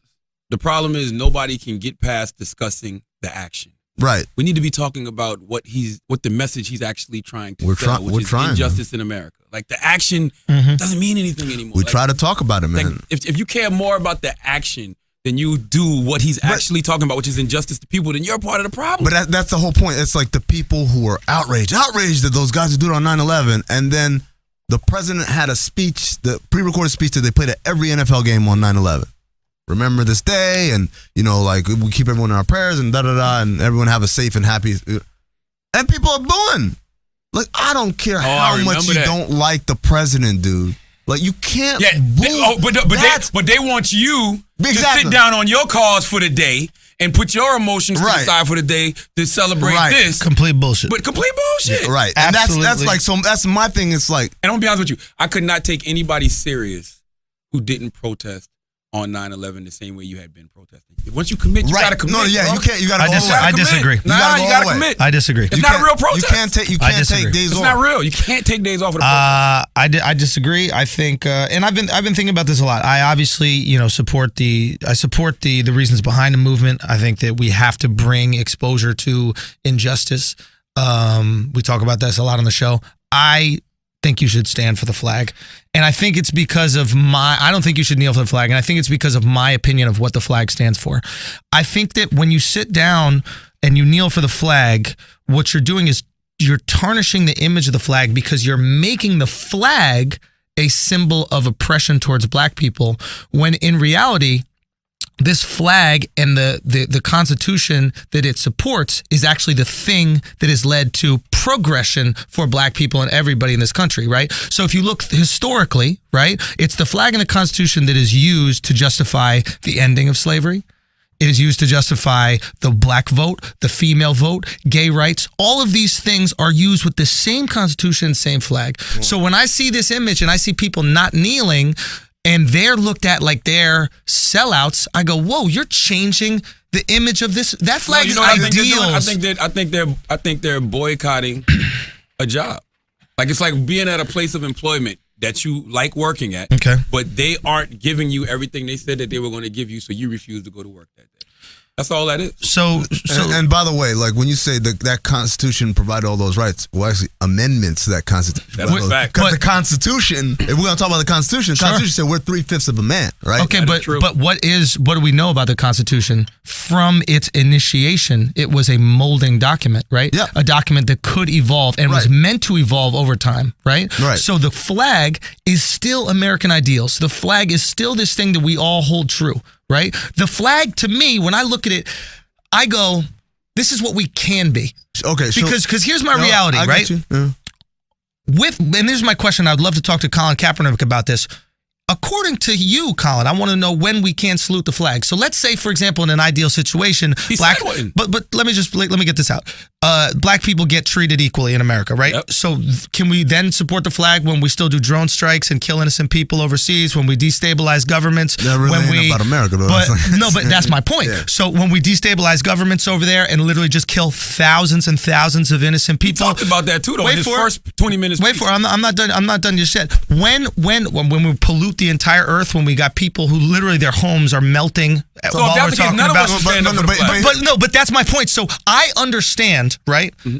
I understand that there is no perfect country anywhere. Every country, every flag is tarnished. But I believe in my soul that the ideals that we have in this country are the closest thing that we can get to perfect. So when I look at that flag, I go, I want to chase those ideals, and I want to get us all there. But here's what I'll say to you, all right? I'll agree with everything you said. Okay. I mean, what you said is true, right? And it is the ideals. Even it's like we texted about this, right? Mm-hmm. It's just like religion. Like the ideals of Islam are peace and being kind to your neighbor and whatever. And then people will corrupt what those ideals are. That's arguable. It is. That's hard, because I've been reading this Quran, and then the fourth page, they're already talking about putting people in fire prisons. But and then it's the fourth page. Yeah. It might mean it, but I'm reading the book, guys, and it's not very peaceful. I just want to point that out. Okay, 4 pages in. Hey, if 4 pages in, they're burning people in hell. 4 pages in. It's in hell though. But anyway, but the point being, right? The point being is, okay, your point is right, but the point of a protest is to make things uncomfortable. That's it. If he did it in a way, like when people say, that's not the way you do it. That's basically code for do it in a way that I can go about my life and not really care. And in order for the protest to have any sort of impact, it's gotta shake some people. It's gotta be disruptive. Exactly. It can't be peaceful. It can't be like, I agree with the way they're protesting. I mean, it's peaceful right now, but you're right. It's got to be disruptive. It's got to shake you out of your routine. It has to be. And I don't believe that. This is the by the way, I don't want you to leave my protest. protest ever. Any protest that has ever caused some change. They're not throwing it's rocks. Been some violence. They're not yelling. There's been some bloodshed. They're not having like effigies or like weird signs. Death to so and so. I completely support their right to do it. I think it's great, and I think that you should express yourself in whatever way you want to do, because what is that? Part of American ideals, part of this beautiful system that gives you the right to do that thing. In my opinion, I just disagree with it, and I don't want to feel guilty when I stand up for that flag and I support that flag. And I feel like what's happening is there's this changing the guard where now if you don't kneel for the flag, you're a coon. Now if you don't kneel for the flag, you're a bigot. Now the flag has become a sign for fuck black people. You do know, and I don't want that flag to turn into that. I told y'all this last week. I was raised Andrew Schultz. Fuck black people. Listen, I was raised a Jehovah's Witness. We never pledged allegiance to the flag. But nobody likes you guys. I don't think Muslims do either. I mean, I don't. I did. I never. It was just something you say in school. Damn well should. And you know what they used to tell us? First, okay. You know what they tell us? They said when you stand, it was like a false god. It was like a false idol. But like that's the weird thing to me, because I've never. It's weird. Like all this stuff is weird to me in the sense that how I see people react to these things, again, like it is a religion, like it is a deity that they're worshiping. Like you care more about a symbol than you do people. I'd rather you stand up for people. It's wild. Stand up for a flag. Wild. So here's the thing. Because the symbol is what entitles those people to their rights. In my listen, I don't believe if the symbol, the flag is just a rag. If people aren't getting everything that flag it's not a rag. It's not a rag. Look, and I'll explain what it is. For me, when I see what's happening to black people, right, in this country, when I see the injustice, when I see the systemic oppression, can you turn your fucking ringer off your phone? I gotta make Jesus fucking Christ, man. My guest isn't here. When I see that shit, not only does it bother me as a human, right? That's just on a human level, I'm fucked up by it. On an American level, I'm fucked up because I go, this isn't the country that I support. It's like watching Katrina. It's like, this is America. I go, this is not what we do, right? Flint, Michigan. This is America. Detroit. I mean, you could name all these different places. This is a good point. But why would somebody in Flint who's got dirty water and it seems like the government there don't give a fuck about this? No, it doesn't seem Katrina, like. Who was stranded for 5 days and then the government finally comes to give aid. Why would they be proud to be Americans in that moment? I can't deny the fact that they don't. But then you know what they might do? They might go, oh my God, you're saying that millions of Americans that didn't even know who the fuck we are donated money so that we could be all right just because we're American? The only reason they did that is because there was some kind of unity and millions of dollars were raised and people who don't even know me at all go and build houses for humanity because they believe, like literally college kids take off. Wait for no, let me finish. Let me finish. That's what they showed him. No. I donated money. Yeah. I donated. I know exactly where my water went. Flint, Michigan, I know exactly where my water went because what I did is I made sure that I bought the water and I made sure I sent that water there. And why did I do that? Because those are my American brothers and sisters. Yeah, we did. We did FedEx it. Hold on. We gotta pause for a second. Okay. Pause for the call. All right, let's take a break for a second. Today's episode of The Brilliant Idiots is brought to you in part by Loot Crate. Are you looking for gear, collectibles, houseware, and more from your favorite pop culture franchises? Look no further because Loot Crate has you covered. Loot Crate offers a range of geek and gamer items for less than $20 a month. Want to bring your loot to the next level? Get an even bigger box with even bigger loot with Loot Crate DX. If you're more the type to wear your geeky heart on your sleeve than the monthly wearables and accessories subscription, Lootwear is what you're looking for, okay? Get ready for September's high-octane theme, Speed. This month's Loot Crate has an assortment of goodies from Batman, CW's The Flash, and Arrow. Battlestar Galactica, Iron Man, and Gone in 60 Seconds. You have until the 19th at 9 p.m. Pacific to subscribe and receive that month's crate. And when the cutoff happens, that's it. You were too slow. Head to lootcrate.com/idiots and enter the code IDIOTS to save $3 on any new subscription. Get your geek on with Loot Crate. All right, back to the show. All right, jump back in, show. Okay, basically, we had to pause for a second. So, Charlamagne had to go interview a very famous rapper. Most famous Dominican rapper ever. Absolutely fabulous, which none of us knew was Dominican besides Amin for some reason. Yeah. Anyway, so the point about the flag is that for me, it's always been a sense of camaraderie, and I've wanted to help people underneath this flag as Americans, and I think we all should. So that's me personally why I won't kneel for it, because the ideals of the flag are the reasons why I want to help people and why I want black people to get the rights that they deserve, and I want them to get fair treatment by the police and fair treatment by government and that kind of stuff. So that is my position. Now earlier we were saying, me personally, I would love to see not only the black players but the white players salute the flag, but with the hand in the air. The fist, the black with power. the fist in the air, just because to me, I look at that as it's still protest. Now it's still protest, and it might not get the same uproar, which is what you guys were saying. The uproar gets people talking about the conversation. I do agree with you about that point. The conversation is more important than the action, but to me, I love that camaraderie where it's like, hey, to me, that says, hey, that's my flag right there. Give me the shit that I deserve from it. My thing is this: if I'm an American, right? Yeah, and I'm somebody who disagrees with these people not standing for the flag. You don't like them not standing for the flag. Well, let's talk about what's making them not stand. Let's try to reconcile that. And now everybody's problems is solved. We'll start standing for the flag because we get what we want. And we make a better America that way. Wait, say that again. Sorry, I'm sorry. I said if you're a person who doesn't like people standing for the flag, then let's have... Doesn't like people standing for it? doesn't like people sitting for the flag. Sitting for the flag, okay, yeah. Let's have a conversation about why you're sitting. Let's try to reconcile and make things right. And then now, when things are right, I'll stand for the flag. But everybody gets what they want. But that goes back to the point that I was making. Like, things will never be right enough to stand for the flag. Charlemagne. But you can fix the issue. No, but if it's a specific issue, you see the point here about how monumentally selfish it would be for black people to go, oh, we're treated fine. I mean, fuck the gay and lesbian community, fuck Native Americans, fuck women who don't have rights, like, fuck all them. But I'll stand for the flag now just because it's okay for me. No, that's incredibly selfish. I mean, we can all sit down and tell everybody gets liberty and justice. But you'll never be. My point is, and we'll get to one thing. Sorry we to can cut take you care of our people in America. Listen, we gotta stop acting like we can't do that. First of all, there may be a lot of things that's not what I'm saying. That's not what I'm saying. That's not what I'm saying. Is there are so many things that America does as a country that would not allow us to stand up for that flag if we only stood up based on our actions. When we blow up innocent people in other countries, when we fucking destroy environments, when we topple governments, when we ruin people's lives all over the world, that's not something that as Americans we want to stand up for. I agree with you, but I'll stand up for the ideals that I think those actions violate. I would much rather us be together as a collective unit here in America, talking to each other about, man, we got to stop blowing up kids in other countries. We got to stop toppling other people's governments, as opposed to having civil wars here in our own country. Right. The point stands is that the idea is to make us have this conversation, right? Yeah. It's not about specifically standing up means to hell with America, or standing up means that, like, until black people's lives truly matter, we're not going to stand up.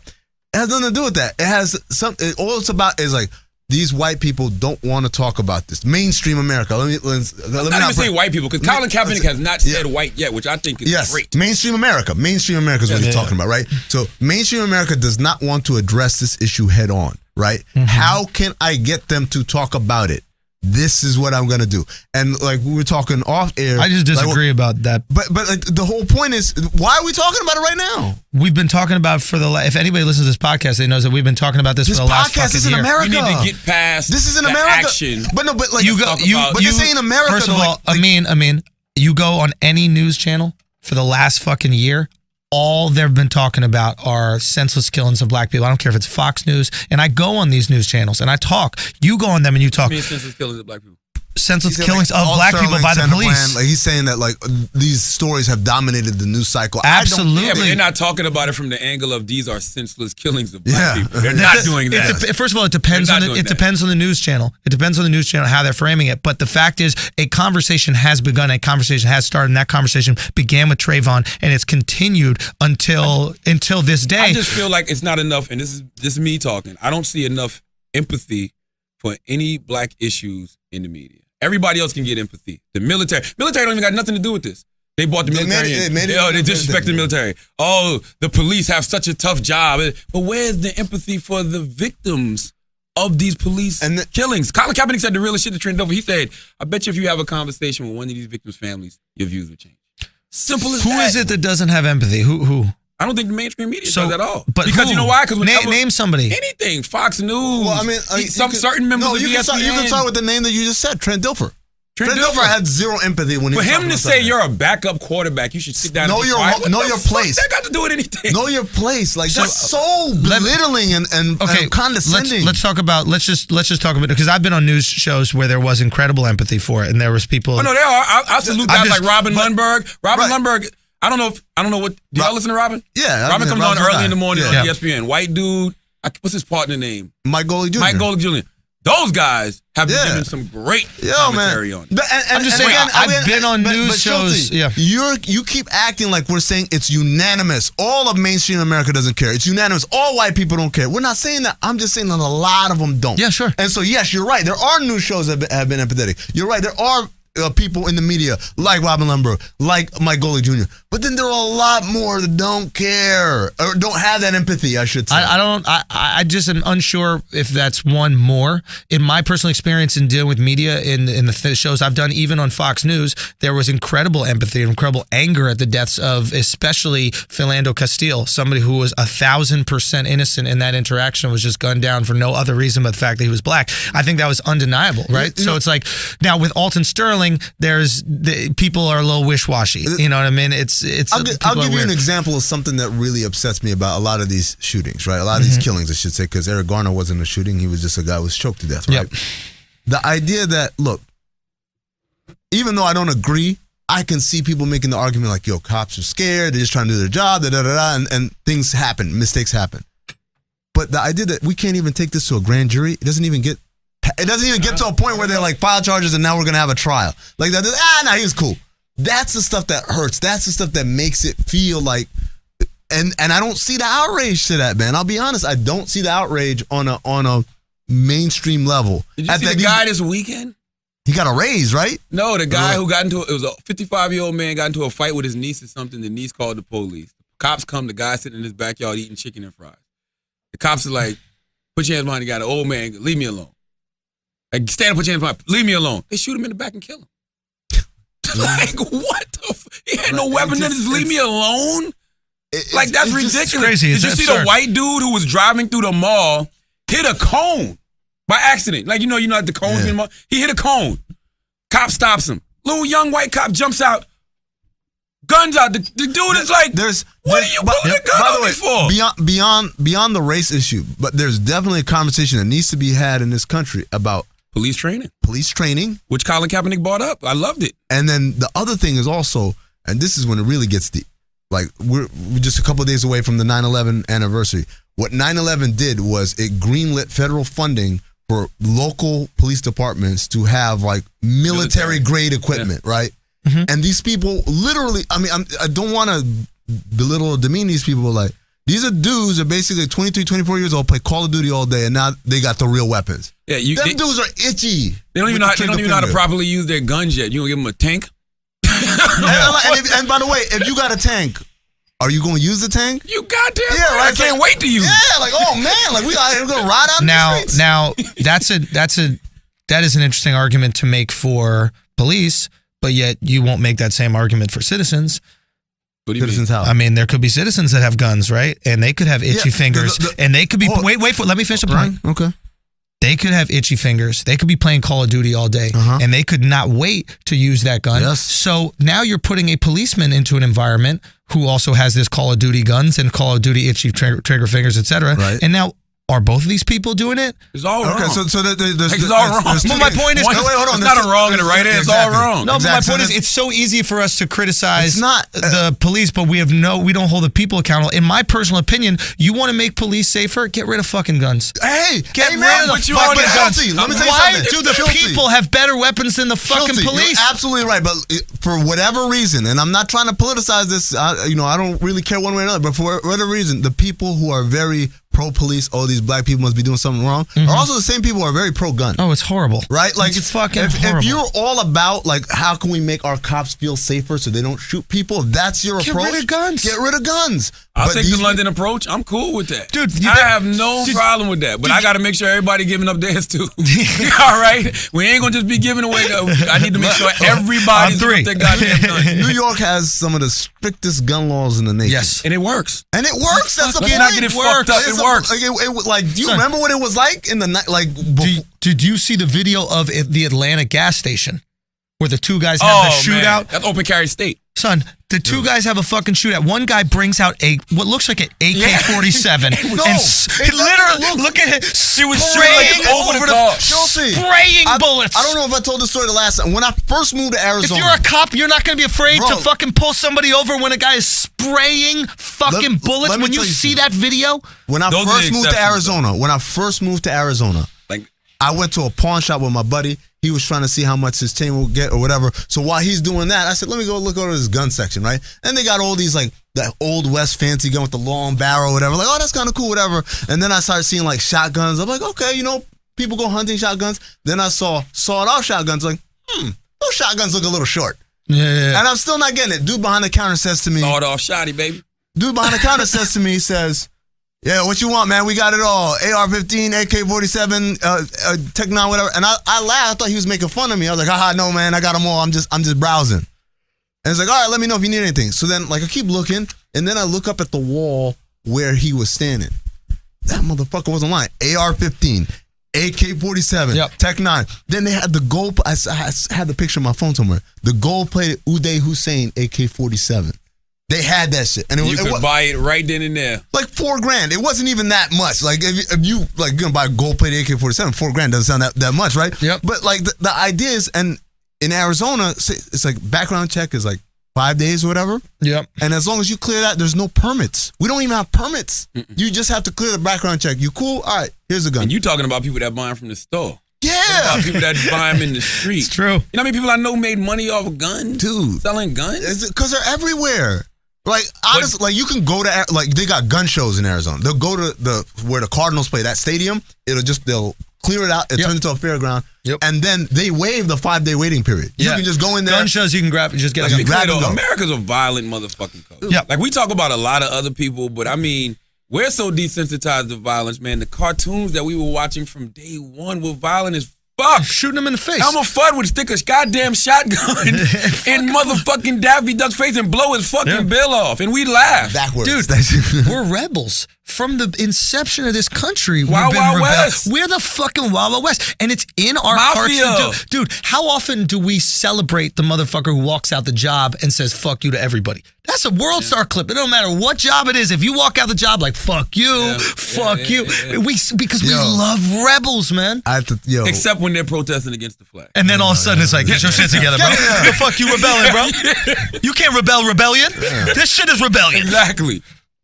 I don't know, man. I just like the fact that I want people to talk about the issue. Yes. I don't give a fuck about I don't care about the action. The action is what it happened. Let's talk about the issue. Right. So it's not blatant disrespect. Like just pulling out the flag and lighting it on fire, fuck America, that's disrespect. And that's how we started this conversation. That's a great point. That's a great point right there. Which is, and I'm with you on that regard. And I think there's not enough of this in what Colin is saying, but we're not lighting the flag on fire. We're not disrespecting the flag. We're saying we want the flag to work for us like it works for other people. He said that, though. He said, until that flag gives us the liberty and justice for all that's promised, I'm not going to stand Now, for here's it. the problem, though, with Colin specifically, is that, and like a lot of people in sports, is that, again, and I was saying this earlier, is when you ask for perfection, people will expect perfection from you. Mm-hmm. The goal, in my personal opinion, should always be to be treated the same for your imperfections as others are for theirs. So if I break the law and you break the law, we should both get the same treatment. Equality. That's equality. It's not we're all perfect. All Colin said he want equality. That's equality. We want equal. Like cops should shoot me just as much as they shoot you, or shoot neither of us. That's it. You know. So, but the thing with Colin, you realize if cops were shooting white people, we'd be good with it. We'd all be protesting against the cops. Oh, it wouldn't be a race issue. I thought you mean. I thought you'd be like, oh, that's just what cops do. They shoot us. Yeah, but it wouldn't be a race issue. Interesting. It would be these cops are out of control. People versus these police. cops are out of control. That's what the story It is important. I think that while I would like to make it a police injustice issue, I think it's important that you specifically show that black people are treated differently from the police. Absolutely. So it's not that we can't. It's not that we can't look at some police who are fucked up. But it's a specific, different way that people are treated. And we don't want to get lost in this idea of like, we're all the same because you lose the argument. Right. But I'm going to tell you something. Like Martin Luther King Jr. said, an injustice anywhere is a threat to justice everywhere. Absolutely. Cops are going to stop this different shit in a minute. I'm seeing some white kids get fucked up too. Right. Cops don't give a shit. Cops is like, y'all motherfuckers gonna respect my authority. Because when I'm online as a police officer, I see white people coming at me. I see black people coming at me. I ain't playing with none of y'all no motherfucking more. Watch how this shit flips in a minute. Watch how that's what you think. You think the next step is they're gonna start messing with white people. Some white kids gonna get their heads blown off. It's already happening. Just don't nobody give a fuck. It's not news yet. It's gonna happen to the wrong white kid. And what I mean by wrong is it's gonna be somebody of some type of stature. Somebody that people actually give a fuck about in this country. That's interesting. And watch how this whole narrative changes. I didn't think about it just like that. Mark my words. Watch. So Watch. I want to know which white guy is brave enough to get killed for the cause. Andrew Schultz. Who's gonna be the new G? Ain't gonna be me. Who's gonna be the new G? Ain't gonna be Who's gonna give their life so the rest of us can live? You're 33, right? Okay. Perfect 32. Don't be bringing me into this shit. Don't be bringing me into this shit, bro. Now, if I did do that, shit. You go down as a martyr, That'd be fucked up. Hey, Schultz they was can never for the call culture, you racist ever right? again. Hey, my bad for calling you a white supremacist, Yeah, Schultz. My bad. Brothers in I the thought hood he was tattoo real your face problematic. on, like, yo, right here I got Jesus and then I got Schultz right here on my chest. I thought he was problematic, but he died for our sins. That's what I got to do for acceptance. with a Derrick Rose jersey on, playing some goddamn Future. You get pulled over. You gotta have that Travis Scott pick up the phone playing live on the video when you get shot. You gotta be in the background. All right. This episode of Brilliant Idiots is brought to you by FanDuel.com. FanDuel is fantasy football for everyday fans with a new contest starting every week. No busted seasons. Just pick a contest, choose your team, and watch your score in real time. And this year, FanDuel is bringing you an upgraded experience. New to fantasy football? Try to begin a contest for new players. Settle a score with a friend in a head-to-head contest. Try a 50-50 contest where the top half wins cash. You can even play for $1. There's a choice for every budget. Have all that fantasy football has to offer with FanDuel. Sign up today. Go to FanDuel.com. Click the Join Now button and use our code BRILLIANT. And a special offer for new users. Deposit today and you'll get 5 free entries to NFL beginner contests. You get 1 free entry a week, 5 weeks in a row. They're 50-50 contests where the top half of the players win cash. Don't forget to use our code BRILLIANT for 5 free entries. Void where prohibited. FanDuel, be sports rich. All right. We got Amin here. Amin, football season is back, baby.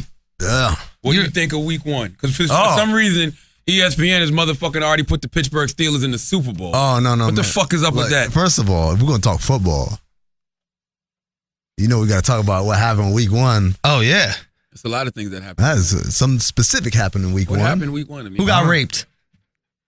Yeah. Like what? Oh, no. Oh, I mean, football players didn't rape anybody yet? Run in and fucking drop the bomb. What? I'm talking about your Cowboys, man. We look good.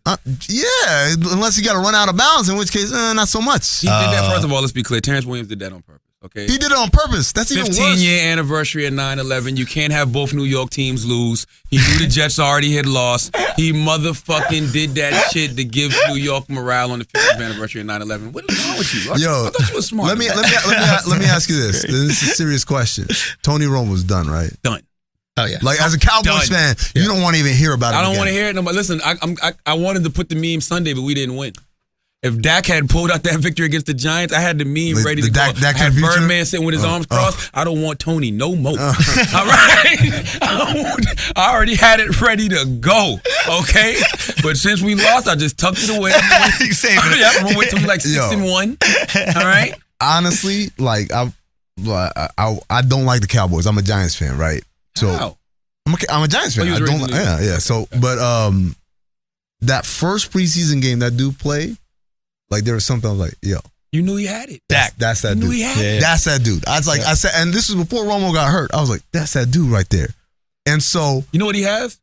I don't know. Confidence is unbelievable. Throws on the run. But like, you know what happens with confident guys? Confident guys usually make a lot of mistakes because they're confident, right? Like, because I can do it, but you really can't. He's not. He's actually like really. His decision making is on point. So I'm watching him play, and I'm like, this is first preseason game. I'm like, yo, there's no chance Tony Romo was a starter at the end of this year. Like, and nothing to do with injuries or anything. I was just like, you watch him play, you know immediately that's the future, Yes. and you're yesterday. Yes. And it was like a Tom Brady, Drew Bledsoe moment. Like, Drew Bledsoe was nice in this league. He wasn't Tom. Drew Bledsoe was nice. Yeah. But like, as soon as Tom Brady got in there, you knew like, yo, he's never coming back. Like, it's never That's happened. how I feel watching Dak. Only thing I want from Dak, but maybe it was just the schemes they were running. he's not a big play guy yet. But I think it was just the schemes they were running. I think they was keeping it safe because it was first game. But I think also he's also aware of like what I can and can't do. And that's what I like about him. Is like, because like I said, usually the confident dude, like, yo, I'm gonna throw this thing across my body or like down the field. He wasn't doing that. And so to me, like, if I'm a Cowboys fan, like I was watching, I'll be like, win or lose, whatever happens this season, like it's all about now you got that dude right now. And, I mean, they will lose. That's without a doubt. I mean, I like Ezekiel Elliott. Yeah, he didn't look great his first game. Alfred Morris looked better, but Ezekiel is solid. Like, we got a good. You need 2 running backs now anyway. It is what it is. I'm over the Romo shit, bro. It's done. I love Romo. I like what he did for us, but I'm done. I'm over the Gary shit, to be honest. But I mean, that's the name of this game, right? The name of this game, like the teams that are consistently successful are the ones that know how to pivot, right? Yeah. They can see it coming and coming. Like, nope, we're gonna make switch right here and then keep this thing going. So like the Patriots, other than Tom Brady, like they switched that whole thing around him like a million times. Patriot way, get rid of them before they're. Yep. They get rid of them before they go down. Before the expiry date. Have the greatest system ever. And by the way, these professionals. By the way, what is it? I don't know. What is it? I know why. I completely have solved this problem. Ever. It's not the system. It's the women are so ugly in Boston that there's no distraction. So all they do is work on plays and that kind of stuff like that. The same thing is in San Francisco. Wherever there are ugly women, I promise you, you will have successful. Say again? The Niners stink, though. Who? The 49ers. No, but what about the Golden State Warriors? Boston got some bad little chicks, though. I ain't gonna. Yo, Boston got some what? They may not be born there, but Boston got some beautiful women. I had some of the best pussy in my life ever in Boston. Now, where was she born? Chicago. Okay. Exactly. Okay. She was born in Chicago. All right. And she was living in Boston for a while, but she was beautiful. And like, I was like, wow. Yeah, because she's from Chicago. They don't grow right there. There's something off there. In Boston? Yeah, and the voices sound crazy. It's the voice. It's the moment they open their mouths. Any of them. Like, it's just like, nah, my mom. Stop talking. Stop talking. Tom Brady, I love the Patriots. By the way, I don't. I don't know how, like, when you were dating. Fuck me harder. Fuck me harder. Oh God, that thing feels so fucking good. That's hot. When a girl says that to you. When you were dating, right? Like, did you like girls that were just a little bit too much into, like, your line of work? What do you mean? Like, I've been with the same girl since '98. But okay, so Schulte. Like, do you like girls that like all trying to make jokes and stuff?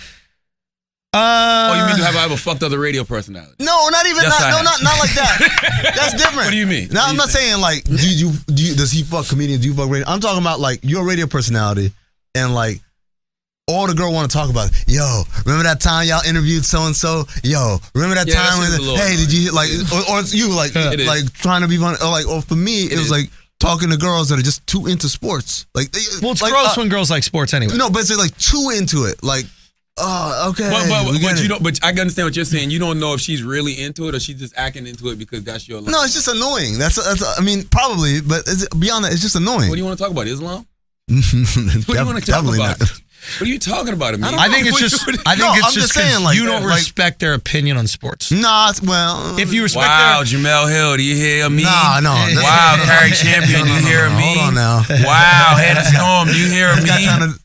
Wow. Wait, now who knows the least of those three women about sports? You are not gonna get me fired for your podcast. Jamel Hill will wash you. Entertainment. Bro. What? Jamel Hill will wash you. They all wash me. They're all really, really great at their jobs. Hold on. What's your politically correct ass? Hold on. You gonna tell me this motherfucker? Hold on.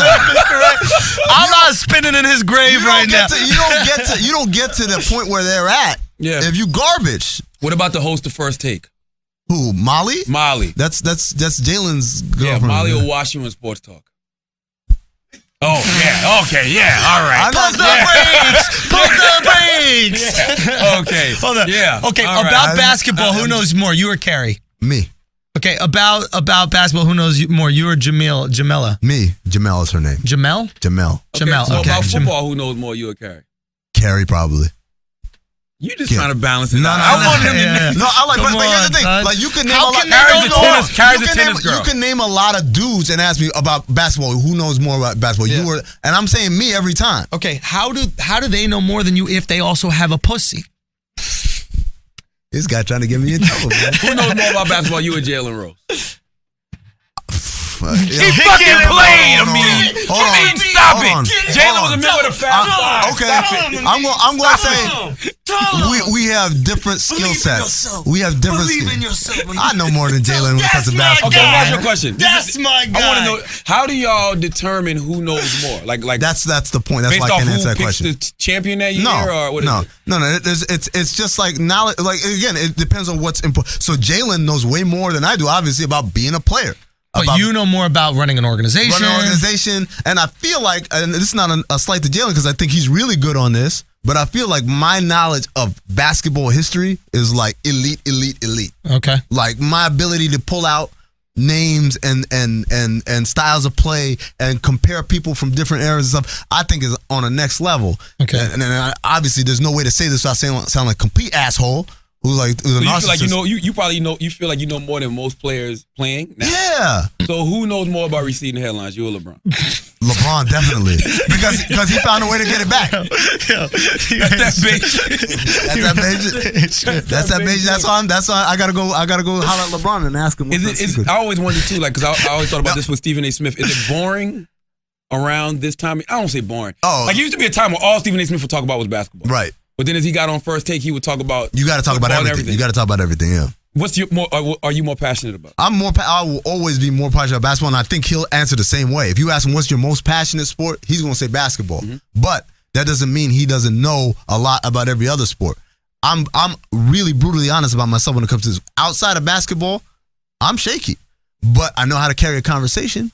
And the trick to, especially I'm not on a show like NFL Live or whatever where I got to do detailed analysis. The show I do most often that's a general show is Sports Nation. Mm-hmm. And that's a lighthearted show. Mm-hmm. So and the topics we do tackle are big picture things. Colin Kaepernick. Doesn't matter whether I know who the backup, the third string guy for the Niners is a quarterback. I know what this guy is standing up for. I can have that conversation. I can have a conversation about Dak Prescott. I see him and I can see greatness in this dude's future. I don't have to get super detailed against the cover too, because that's not the show that I do and that's not who I am. Gotcha. So it's easier for me as far as opposed to Jamel, who does have to know everything. Carrie or Hannah, they do have to know, because especially as women, because I can get, that's the thing. I have a male privilege in that I can get away with. Like, you could ask me, what do you think about the second string run? And if I don't know, we can laugh it off. Right. If it's them, it's like, these women, so they gotta be on. It's almost like being black, right? You gotta be extra because you can't be just as good as your white counterparts, because otherwise then you're gonna lose that head to head, right? That's funny you say that, because I don't look at that like that. I want to get to that because we had this conversation. I just want to ask one. Between Hannah, Carrie, and Jamel, who is the best at cooking? I have no idea. I'm just saying. Nah, man. We're not hanging out like that. The woman around there cook? So who cooks at ESPN? No, for real. No, I'm being serious because this is for real. Yo. Who works the dining comments? Like when you guys Connor Shell, the opinions expressed here do not express my I just don't understand. I love Carrie and Jamel, by the way. I think they're awesome. They're two of the not even women, they're just two great people. They're awesome people. Yeah. Like to have conversations with, to kick it with. Like they're actually fun as fuck. Awesome. But what I'm saying is, Rachel Nichols, by the way, throw her in the mix. Shout out to Rachel. Okay, awesome. But who Art? Come on, bro. This man got a wedding ring on, bro.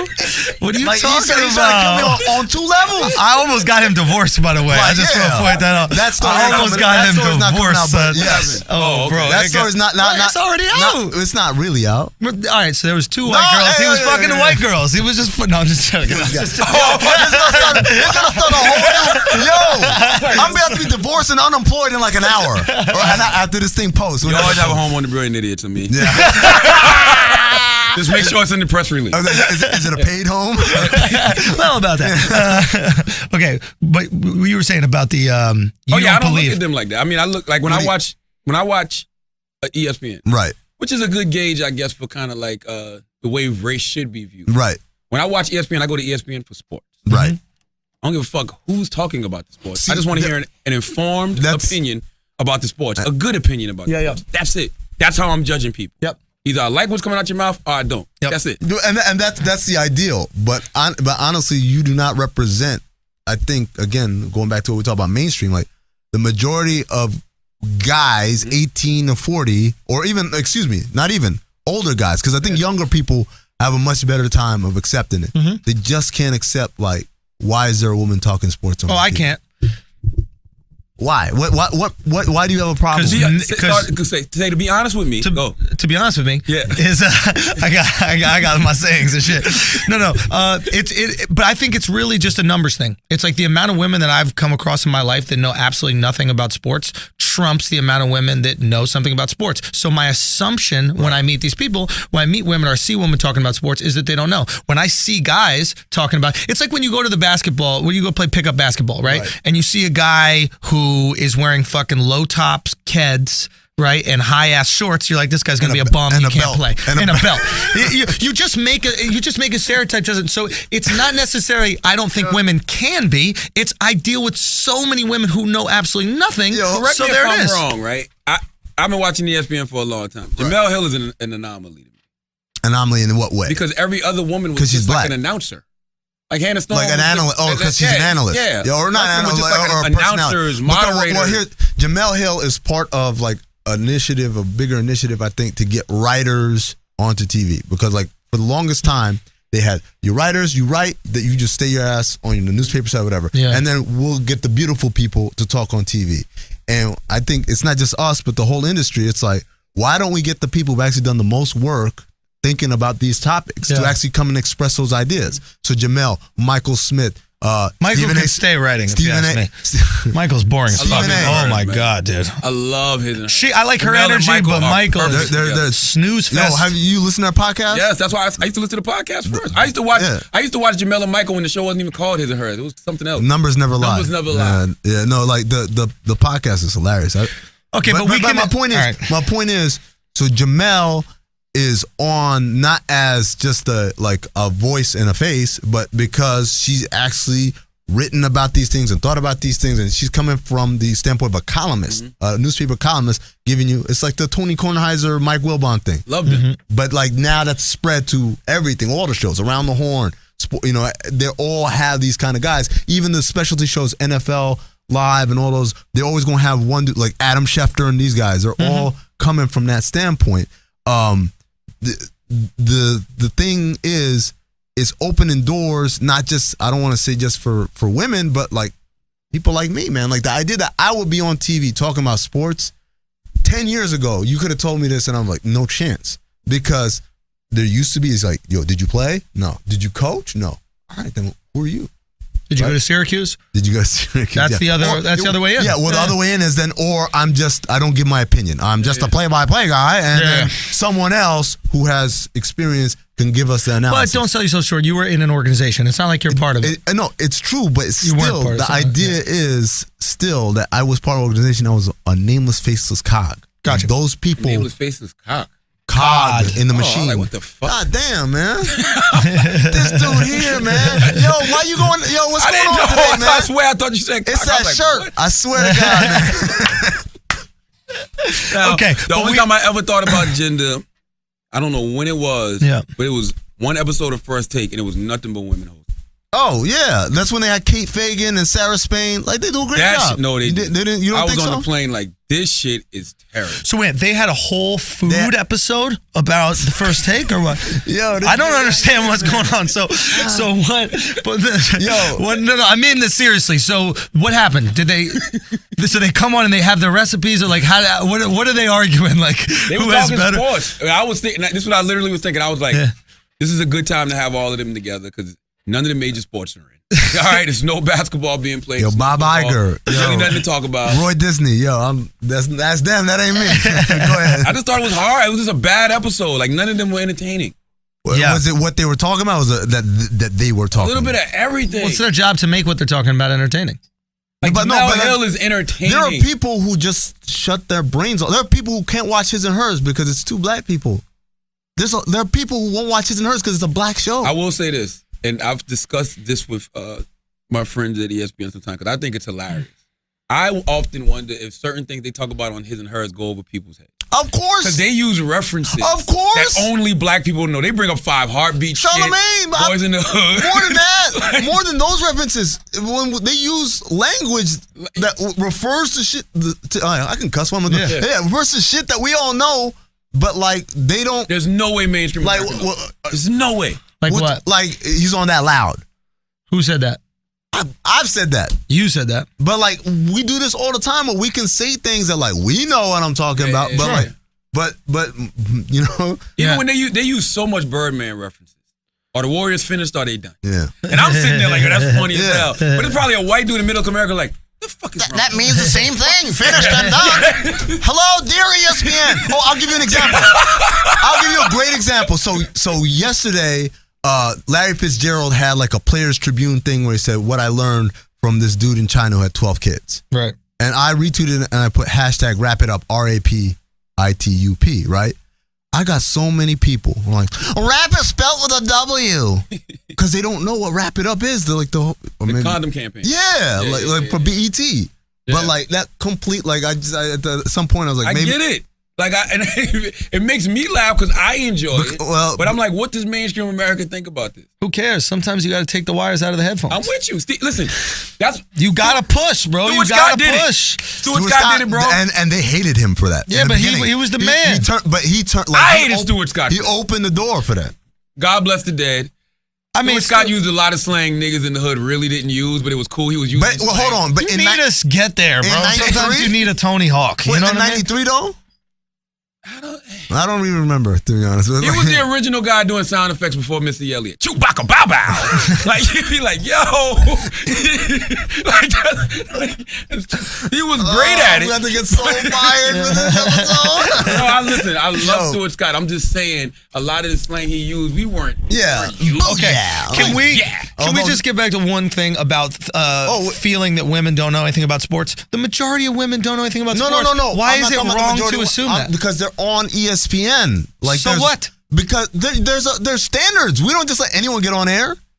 I'm not gonna say it's majority. Okay, now he's looking at me like. I'm not gonna say it's majority. I'm just gonna say most of them that I've encountered in my life. So the majority. But I don't know. But they don't value that. Just like there's things we don't value. Okay. But that would be like saying like, yo, and this is horribly sexist to say this, that like the idea that what women know is cooking, but like that guys don't know anything about. No, we're the best cooks. Clearly, we're the best cooks. It's not even a question, right? Have you ever went to a ladies' restaurant? No, you go to Jean Georges. You know what I mean? No, but I'm just saying. It's misogynistic. Why is that misogynistic? We're the best.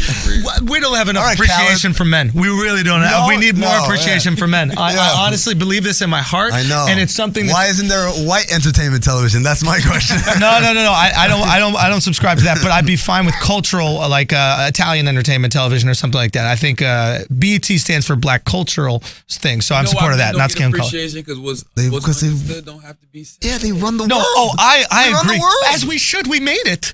Why would we not? Like, let me tell you something. Was it women taking fucking boats and discovering the entire world? No. Okay. I would never act like women aren't as equal as men, though. Of course there's equal. Because I need women. There's no way we all be fucking each other. Of course listen, they're equal. That's without a doubt. I'm not saying that. I'm with you. The Lance Bass is. Right off the rails, man. Yeah. And I love Lance Bass. I don't know where this motherfucker's going right now. Heaven with 72 virgin men. All right? And they just you pound those tight booty holes up women, or what? Bro. We need women. I personally need women as a heterosexual. I just realized. Nobody's saying you don't need them, but you can also make an argument that it's not sexist to think women aren't good at, don't know about sports when you've never encountered a woman that, one, even likes watching sports with you, two, let alone talking about. How often do girls go, oh my God, you're going to watch football? Oh my God, you're going to watch basketball? Oh my God. Yeah. You put this stereotype in our heads. We want you to come watch football, but you don't want to watch it, so now I got to think you don't know anything about more, man. But we're quick to call sexist. You need to stop using that app. Man, don't talk about that secret app. You got a secret dating app. That app is good. Oh, he's got like a secret dating app. What is your secret dating app? Man, I can't tell you about these things, baby. Oh, I got you. I'll put you on. Before we get out of here, let's talk about Hillary, because speaking of sexism. Oh, man. I don't think attacking Hillary's health is sexism. Because I think that if it was a male president who had issues with his health, I think that whoever was running against that male would use that. Right. So without because I am apolitical. I don't support a candidate or whatever. But you're right in the idea. I'm pretty sure you support the one that doesn't want to send you back. Look. Or you know what I mean? Look, there's no promise that the other one doesn't want to send me back either. Just who, Hill? Hill ain't sending you back. I'm just saying. Come on, right? Like, you know, Malcolm X said, they asked him, would you rather have Goldwater would you rather Goldwater or Kennedy? And he said, it's like asking me, do I want to get eaten by the wolf or by the fox? He said, the wolf tells me straight up, hey man, I'm about to eat you. The fox acts like he's my friend, and then he eats me anyway. So it's just like there really is no right answer. You think that when they're both in heaven right now, Malcolm's like, yo, my bad for that shit. I didn't know you were about the cause and you gave your life for it. My bad. You think he said that or not? You can't really be mad at America wanting to keep a tighter look at y'all. Yeah, of course I'm mad. That's like, yo. Listen, no. I understand you being mad at it, but you can understand it a little bit. That's like saying you can understand why he thinks cops are actually like misunderstood. Because I can understand it a little bit. So you accept it? No, I don't accept it. Okay. And I didn't say you should accept it, but I said you can understand it. Like, think about it. Right. You see acts of terrorism. Right. And if you don't know any better, you just say, oh, Muslims are doing it. You're like, you know what? Come on the plane. First of all, like the point you're making and the point you're making are actually both true. Like, can you blame a cop in Chicago who's in the South Side that pulls his gun out on a traffic stop when 500 fucking people have been killed already this year there? Hell no. If I'm a cop, the second I pull anybody over, it's out. When I go to Chicago, little motherfuckers that look like Chief Keef, you out. I'm like, whoa. We out. Whoa. You got no shirt on. By the way, I dread going to Chicago. I don't go to Chicago unless I absolutely, positively have to. Do you like armed escort the whole time through? Yes. Last time I went to Chicago was the Shoot Empire. First of all, I dread the way you pronounce Chicago. I want to go see the true story. I know. Who is this guy right here? Ask him to pronounce Lakers. Los Lakers. I want to go see the Kanye West show again, right? Los Lakers. I want to go see the Kanye West show again right now. Yeah. Right? Def Jam's like, I want you to go to the Chicago show. You're not going to go. Like it's his hometown. That mosh pit looks like it's. Imagine the open seating in the mosh pit. I'm going when they go to LA. I'm not going when they go to Chicago. Oh my God. That's not a good enough reason for me to have to go to Chicago. Can you say Chicago? Can you say that? No, I don't. I'm saying you can't say Muslim either. Exactly. But I'm saying all that to say, if I see a guy that looks like Chief Keef in Chicago, I'm like, whoa. You just said too many churches. So if I see, I know better about Muslims. But every now and then, if I'm on a plane and I see somebody come in with the garb on, I'm like, whoa. Here's my problem. Whoa. Here's my problem. What do you say? What do you say? What do we say? Do you look at the stewardess like, yo? Hey. And people in the flight like, we taking this motherfucker out. I swear to God, I think that type of shit. I'm like, I'm taking this motherfucker out if he try any dumb shit. Remember Dave Chappelle stand up where he's like, hello, White House, we have 5 black... Hello? We don't care about black hostages. Hello? They hung up. Nah, man, like, here's my thing. And I've talked to you about this. Mm-hmm. There are so many things that happen in this country that we wait until we find out the ethnicity of who did it, and then we label it, right? Dylan Roof walks in and shoots up a church. You know, if you're really, really strict, you call him like a serial killer or like a mass murderer. If you're one of those people who say, oh, he's just misunderstood or whatever. If Dylan Roof was named Dylan Muhammad, terrorist attack. Only if he goes ISIS before. If you pledge your allegiance to ISIS, no. I mean, he burnt the flag. If you pledge your allegiance to ISIS, he burnt the flag. And you say it, Schultze, do you know what one of my huge phobias is in my life? Yeah. Is that I'm on a plane that crashes, and they're like, "Of course, he did it." They just look at who was on the plane. There it is. That's the society we live in. But I'm just saying, but like that's my thing though. Your last name Muhammad? No, my last name's El Hassan. El Hassan. Okay, El Hassan. You're right. I mean, it's close. It's close. Real close, bro. I'm being honest that with shit you. Is it. You even got a little in that shit? Dude. It's not your fault, and it's fucked up that the world is this way, but it is this way. I could start speaking in Arabic right now, and you guys would just like clear the room, right? I'm going to shut the podcast. There's nothing else to talk about. One last question. Do you ever get tight about it? Like, is there part of you when you see these events happen and you're like, and you see these douchebags that are tarnishing, your religion, dude, and do you go, what, you pieces of fucking shit? So 9/11, when it happened, the first thing is like, please God, don't let it be anyone Muslim. Like that was like the first thing in my mind, right? Right. Then the second, like when the first thing probably should have been like, I hope people are okay. But it's okay. No, because by the way, Paul Mooney's got a great bit where he says how he knew it wasn't black people. He said black people don't do that. They don't commit suicide. If black people did 9/11. You see when it said a bunch of parachutes and do-rags flapping in the wind. Paul Mooney's a trip. But and then as soon as I knew it was like, okay, it's a bunch of Egyptian dudes and whatever, like I knew for a fact, like everything that's happened in this country in the last 15 years, I saw it coming. Like, of course. Like, life will never be the same, particularly for me. Like we had to go get fingerprinted. Sure. They took our like bank account stuff. Like to this day, the U.S. government knows on record, not like some NSA secret spying stuff. They know on record everything that I buy. They wasn't taking no chances. I'm just saying, like I knew what it would mean for Muslim people. So those dudes that did that, they in their minds, they probably thought they were liberating or doing something or striking back. But in reality, the only people they made life more difficult for were other Muslims. I felt like they hurt Muslims the most. I felt like that after Dylan Roof. When Dylan Roof shot up in Charleston, the first thing I tweeted out was, man, I hope this wasn't racially motivated. Why? Because I didn't want to live in a motherfucking world where young white kids are just randomly shooting black people. Yep. But beyond that, like it would be if Schultz heard that and thought, I hope it's not racially motivated because I don't want to live in a world where everyone's going to look at me and think that I'm ready to shoot a room full of black people. Well, they do. That's just the truth to the matter. Look, I mean, here's a question. What do you say to people who are like, who go, so why isn't there more protest in the Muslim community about these people that are fucking up your lives and your religion? That's like saying why isn't there more protest in low income neighborhoods about organized crime? That's because I don't want to get killed. So you're scared to stand up. I'm not scared. Well, if you really believe in Allah, He got your back. Yeah. All right, I want to live. I'm just saying, you got my back those motherfuckers believe. Like that was like that. You know, and I saw a show. When you tweeted out that the football players that kneel on 9/11 aren't brave. Oh, I'm like, that is very brave. Well, no. Not as brave as the firefighters at 9/11. Let me put the context because the tweet was. People are saying that these Dolphins players that are kneeling on 9/11 are brave. And I go, you know what's brave? Running into a burning building to save people as it crumbles. That's braver. That's bravery. Not only is that braver, that was their job. So they was actually just they went above and beyond the Call of Duty for their job. First of all, it is not their job to go into a building that's actually crumbling down.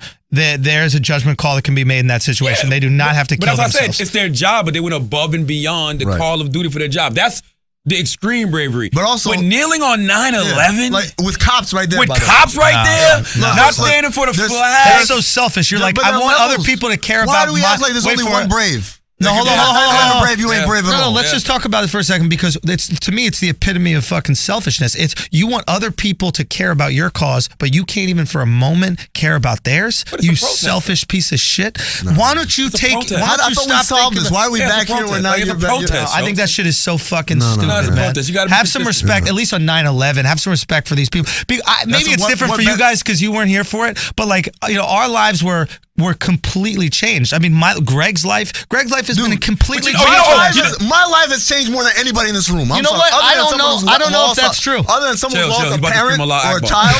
Chill. Yo, honestly, I don't know if that's true. The way I'm treated is way different than the way the rest of y'all are treated since 9/11. Okay, so that's the way you're treated, but it hasn't changed you personally. Do you know what I'm saying? Like, Greg... So listen, what are you talking about? I was talking about. He hit you with a nice heavy. That was a heavy. Listen, you made me pause for a second to listen to what he said. And now I'm at the basket. Finger roll. Let's go. Hit you with a heavy, bro. No, but my point is, so Greg was literally, and I would like Greg to talk about if he feels comfortable, but Greg was literally a couple blocks away, saw people jump out of the fucking building, hit the ground at a very young age. And we were talking about this yesterday. I was like, has that ever affected you? And he goes, to be honest, I've been thinking about it a lot.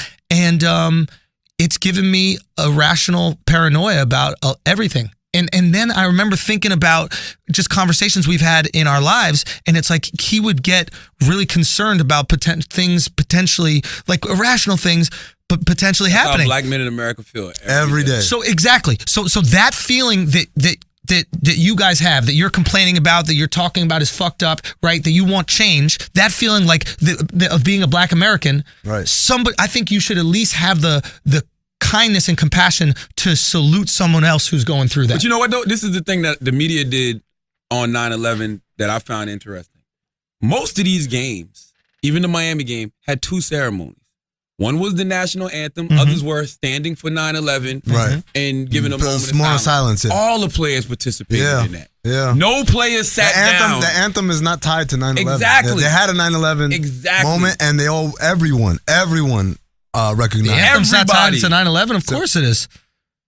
You said what? Of course the anthem is tied to 9/11. They did 2 ceremonies. So I'm aware of that, but I'm just saying that the attack on the Twin Towers, you can absolutely look at as attack on America, attack on American ideals. Yes, but I saw nobody sitting for that. People were standing. I understand the point that you're making. Yeah. But that was my thing. I'm like, they're trying to mix the 2 on purpose. Yeah. You know what I mean? It's like bringing the military into this thing. It's like the military has nothing to do with nothing to do with talking about. But like I'm like no, and you had players saying we didn't disrespect 9/11. We stood for a moment of silence. It's like Brandon Marshall said that.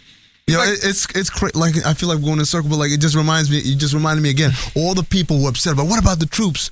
But like I live not too far from the VA in Phoenix, and where all fucked up. Nobody is like I ain't heard Kate Upton say nothing about that. Like nothing. Like that, and that goes back to the beginning. Very beginning, you said is everyone's caught up on the action and not like why all the other stuff is. Yeah, but you could say the exact. I mean, I agree with you completely. I think that we need care way more about our troops. We were telling this about, especially the ones that are come home and are dealing with fucked up shit. Yeah, but I think you could make the exact same point about Colin Kaepernick. Like he's making a protest about the thing that he protesting. Yeah, but at the same, so he's protesting oppression. He's not status quo. So he's protesting oppression while he wears a Nike shirt made in sweatshops by little boys. So you're okay oppressing little boys in China. That's totally okay with you. But all of a sudden, when people are oppressed here, it's not okay. Second of all, you wear diamonds and you buy your girl diamonds that are mined by fucking child soldiers in Africa. Well, we know his girl. But how do you know like the diamonds are so he only diamonds? Gets conflict diamonds. It might be fake.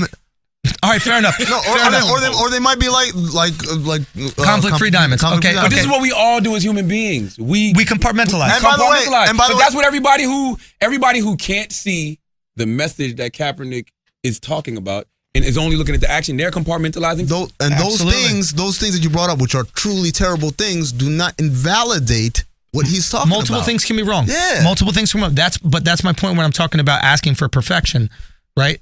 We don't. When you ask for perfection, people want perfection from you, and none of us are perfect. So my feeling, what we want to do right now, my thing is, we go, hey, we're imperfect. Just treat us the same as when white people are imperfect. Will you stop fucking doing that? It's very equality. Simple. Yeah, that's all everyone's looking for. But when he goes, I'm not going to stand up for the flag until this changes. Until what changes? Until America is a perfect country. Until our imperfections are judged equally. That's it. That's what you just said. That's what he's standing. I understand everything you're saying about other countries. If that's the argument that he's trying to make, which from listening to him, I didn't see articulated that way. But if that's, I 100% stand for it. I would stand for the flag. Me personally, I'd put the fists up, etc. But I 100% stand for that. That's all he's saying is we want equal rights. Yeah. Listen, my thing is equal right to fuck up. I understand everything that's going on in other countries, but I've said this numerous times. America has to deal with America first. That's my biggest issue. You know who else says America first? Yeah. Trump. But the other thing is you can't swing your dick about how awesome your country is when all this shit is happening, right? You gotta It's still awesome.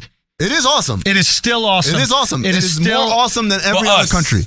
For everybody, not for everybody. Listen, because you can go to those veterans that Amin's talking about. But but it's more awesome than if they were from another country. Like that's the point. I don't know. No, because the argument that people are making about these football players is there's a lot of these football, like even what's his face, O'Reilly made this argument about Brandon Marshall. Like Brandon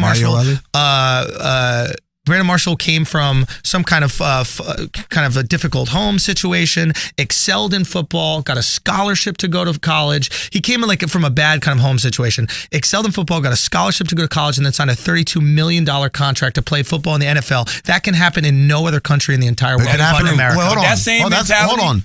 First of all, bullshit. What? Because Yo, you know how much money these soccer players are making in Europe? Where are they getting scholarships to go to college? That's not They true. don't have to. They get paid at 14. That's true. They're getting millionaires at like 15 years old. Sure. $100 million contract. Yeah. Dumb shit. Like, come on. First of all. Second of all, the exception is not the rule. Let's go back to that. You're picking one guy. Like, it's just like saying, oh, LeBron James, why is he upset? What other country could the child of a single mother who's barely a high school graduate turn into the most powerful dude in the world? It's hundreds of thousands of poor and disenfranchised kids who never get that. Never. Well, I mean, my argument about the college and why that was important is because not everybody's going to be able to go into professional sports and make $32 million. But at least that person, if they use that education to their fullest ability, sound like Tommy they have. Tommy told the gay people. When Tommy told the girl, what's the lady named the soccer player? Rapinoe. Tommy said, you don't want to stand for a flag that makes it to where you don't get killed in this country. It's places where you would get killed for being gay. So basically, you're telling her just be happy that. No, I don't believe in that shit. Like, well, yeah. Why aren't you satisfied with just being alive? No.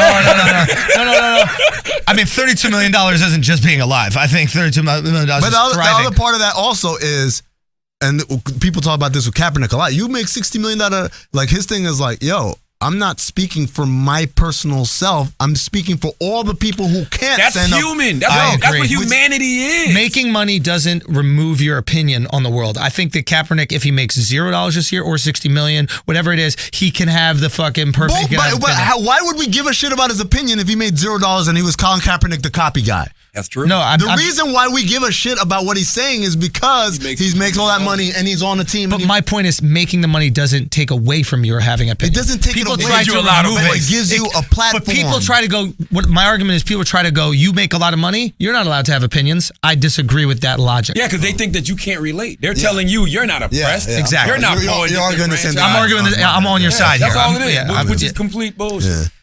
Yeah.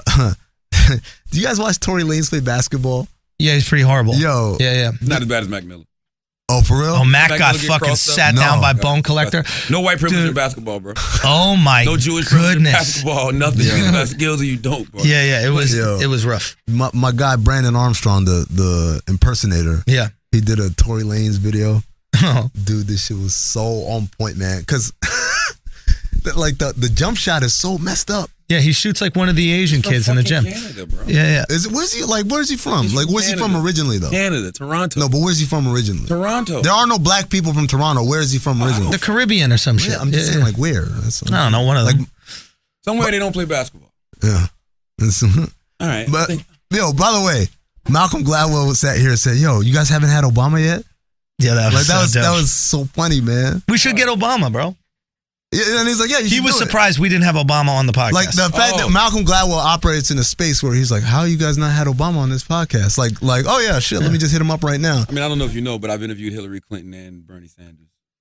That's not Obama though. Yeah, bro, you interviewed 2 dead people. Congratulations. Okay, he might be dead for real. But also, yo, you know what was so funny about that Hillary video? If you watch it, it looks like she was trying to kneel for the national anthem, and they grabbed her like, "No, you cannot do that. There's too much pandering." Like if you watch the shit, that shit was funny. I thought she hit a stanky leg. I was like, what is that shit she's doing? Okay, Hillary, get that. She's always pandering. Always fucking pandering, yo. Yo, Charlamagne had the best fucking way to get out of this situation. So the next day we're talking. He sends me the video. He goes, "Yo, this shit is fucked up." Blah blah. He shows a video. Hillary passing out. Da da da da. And I'm like, dude, this is fucked.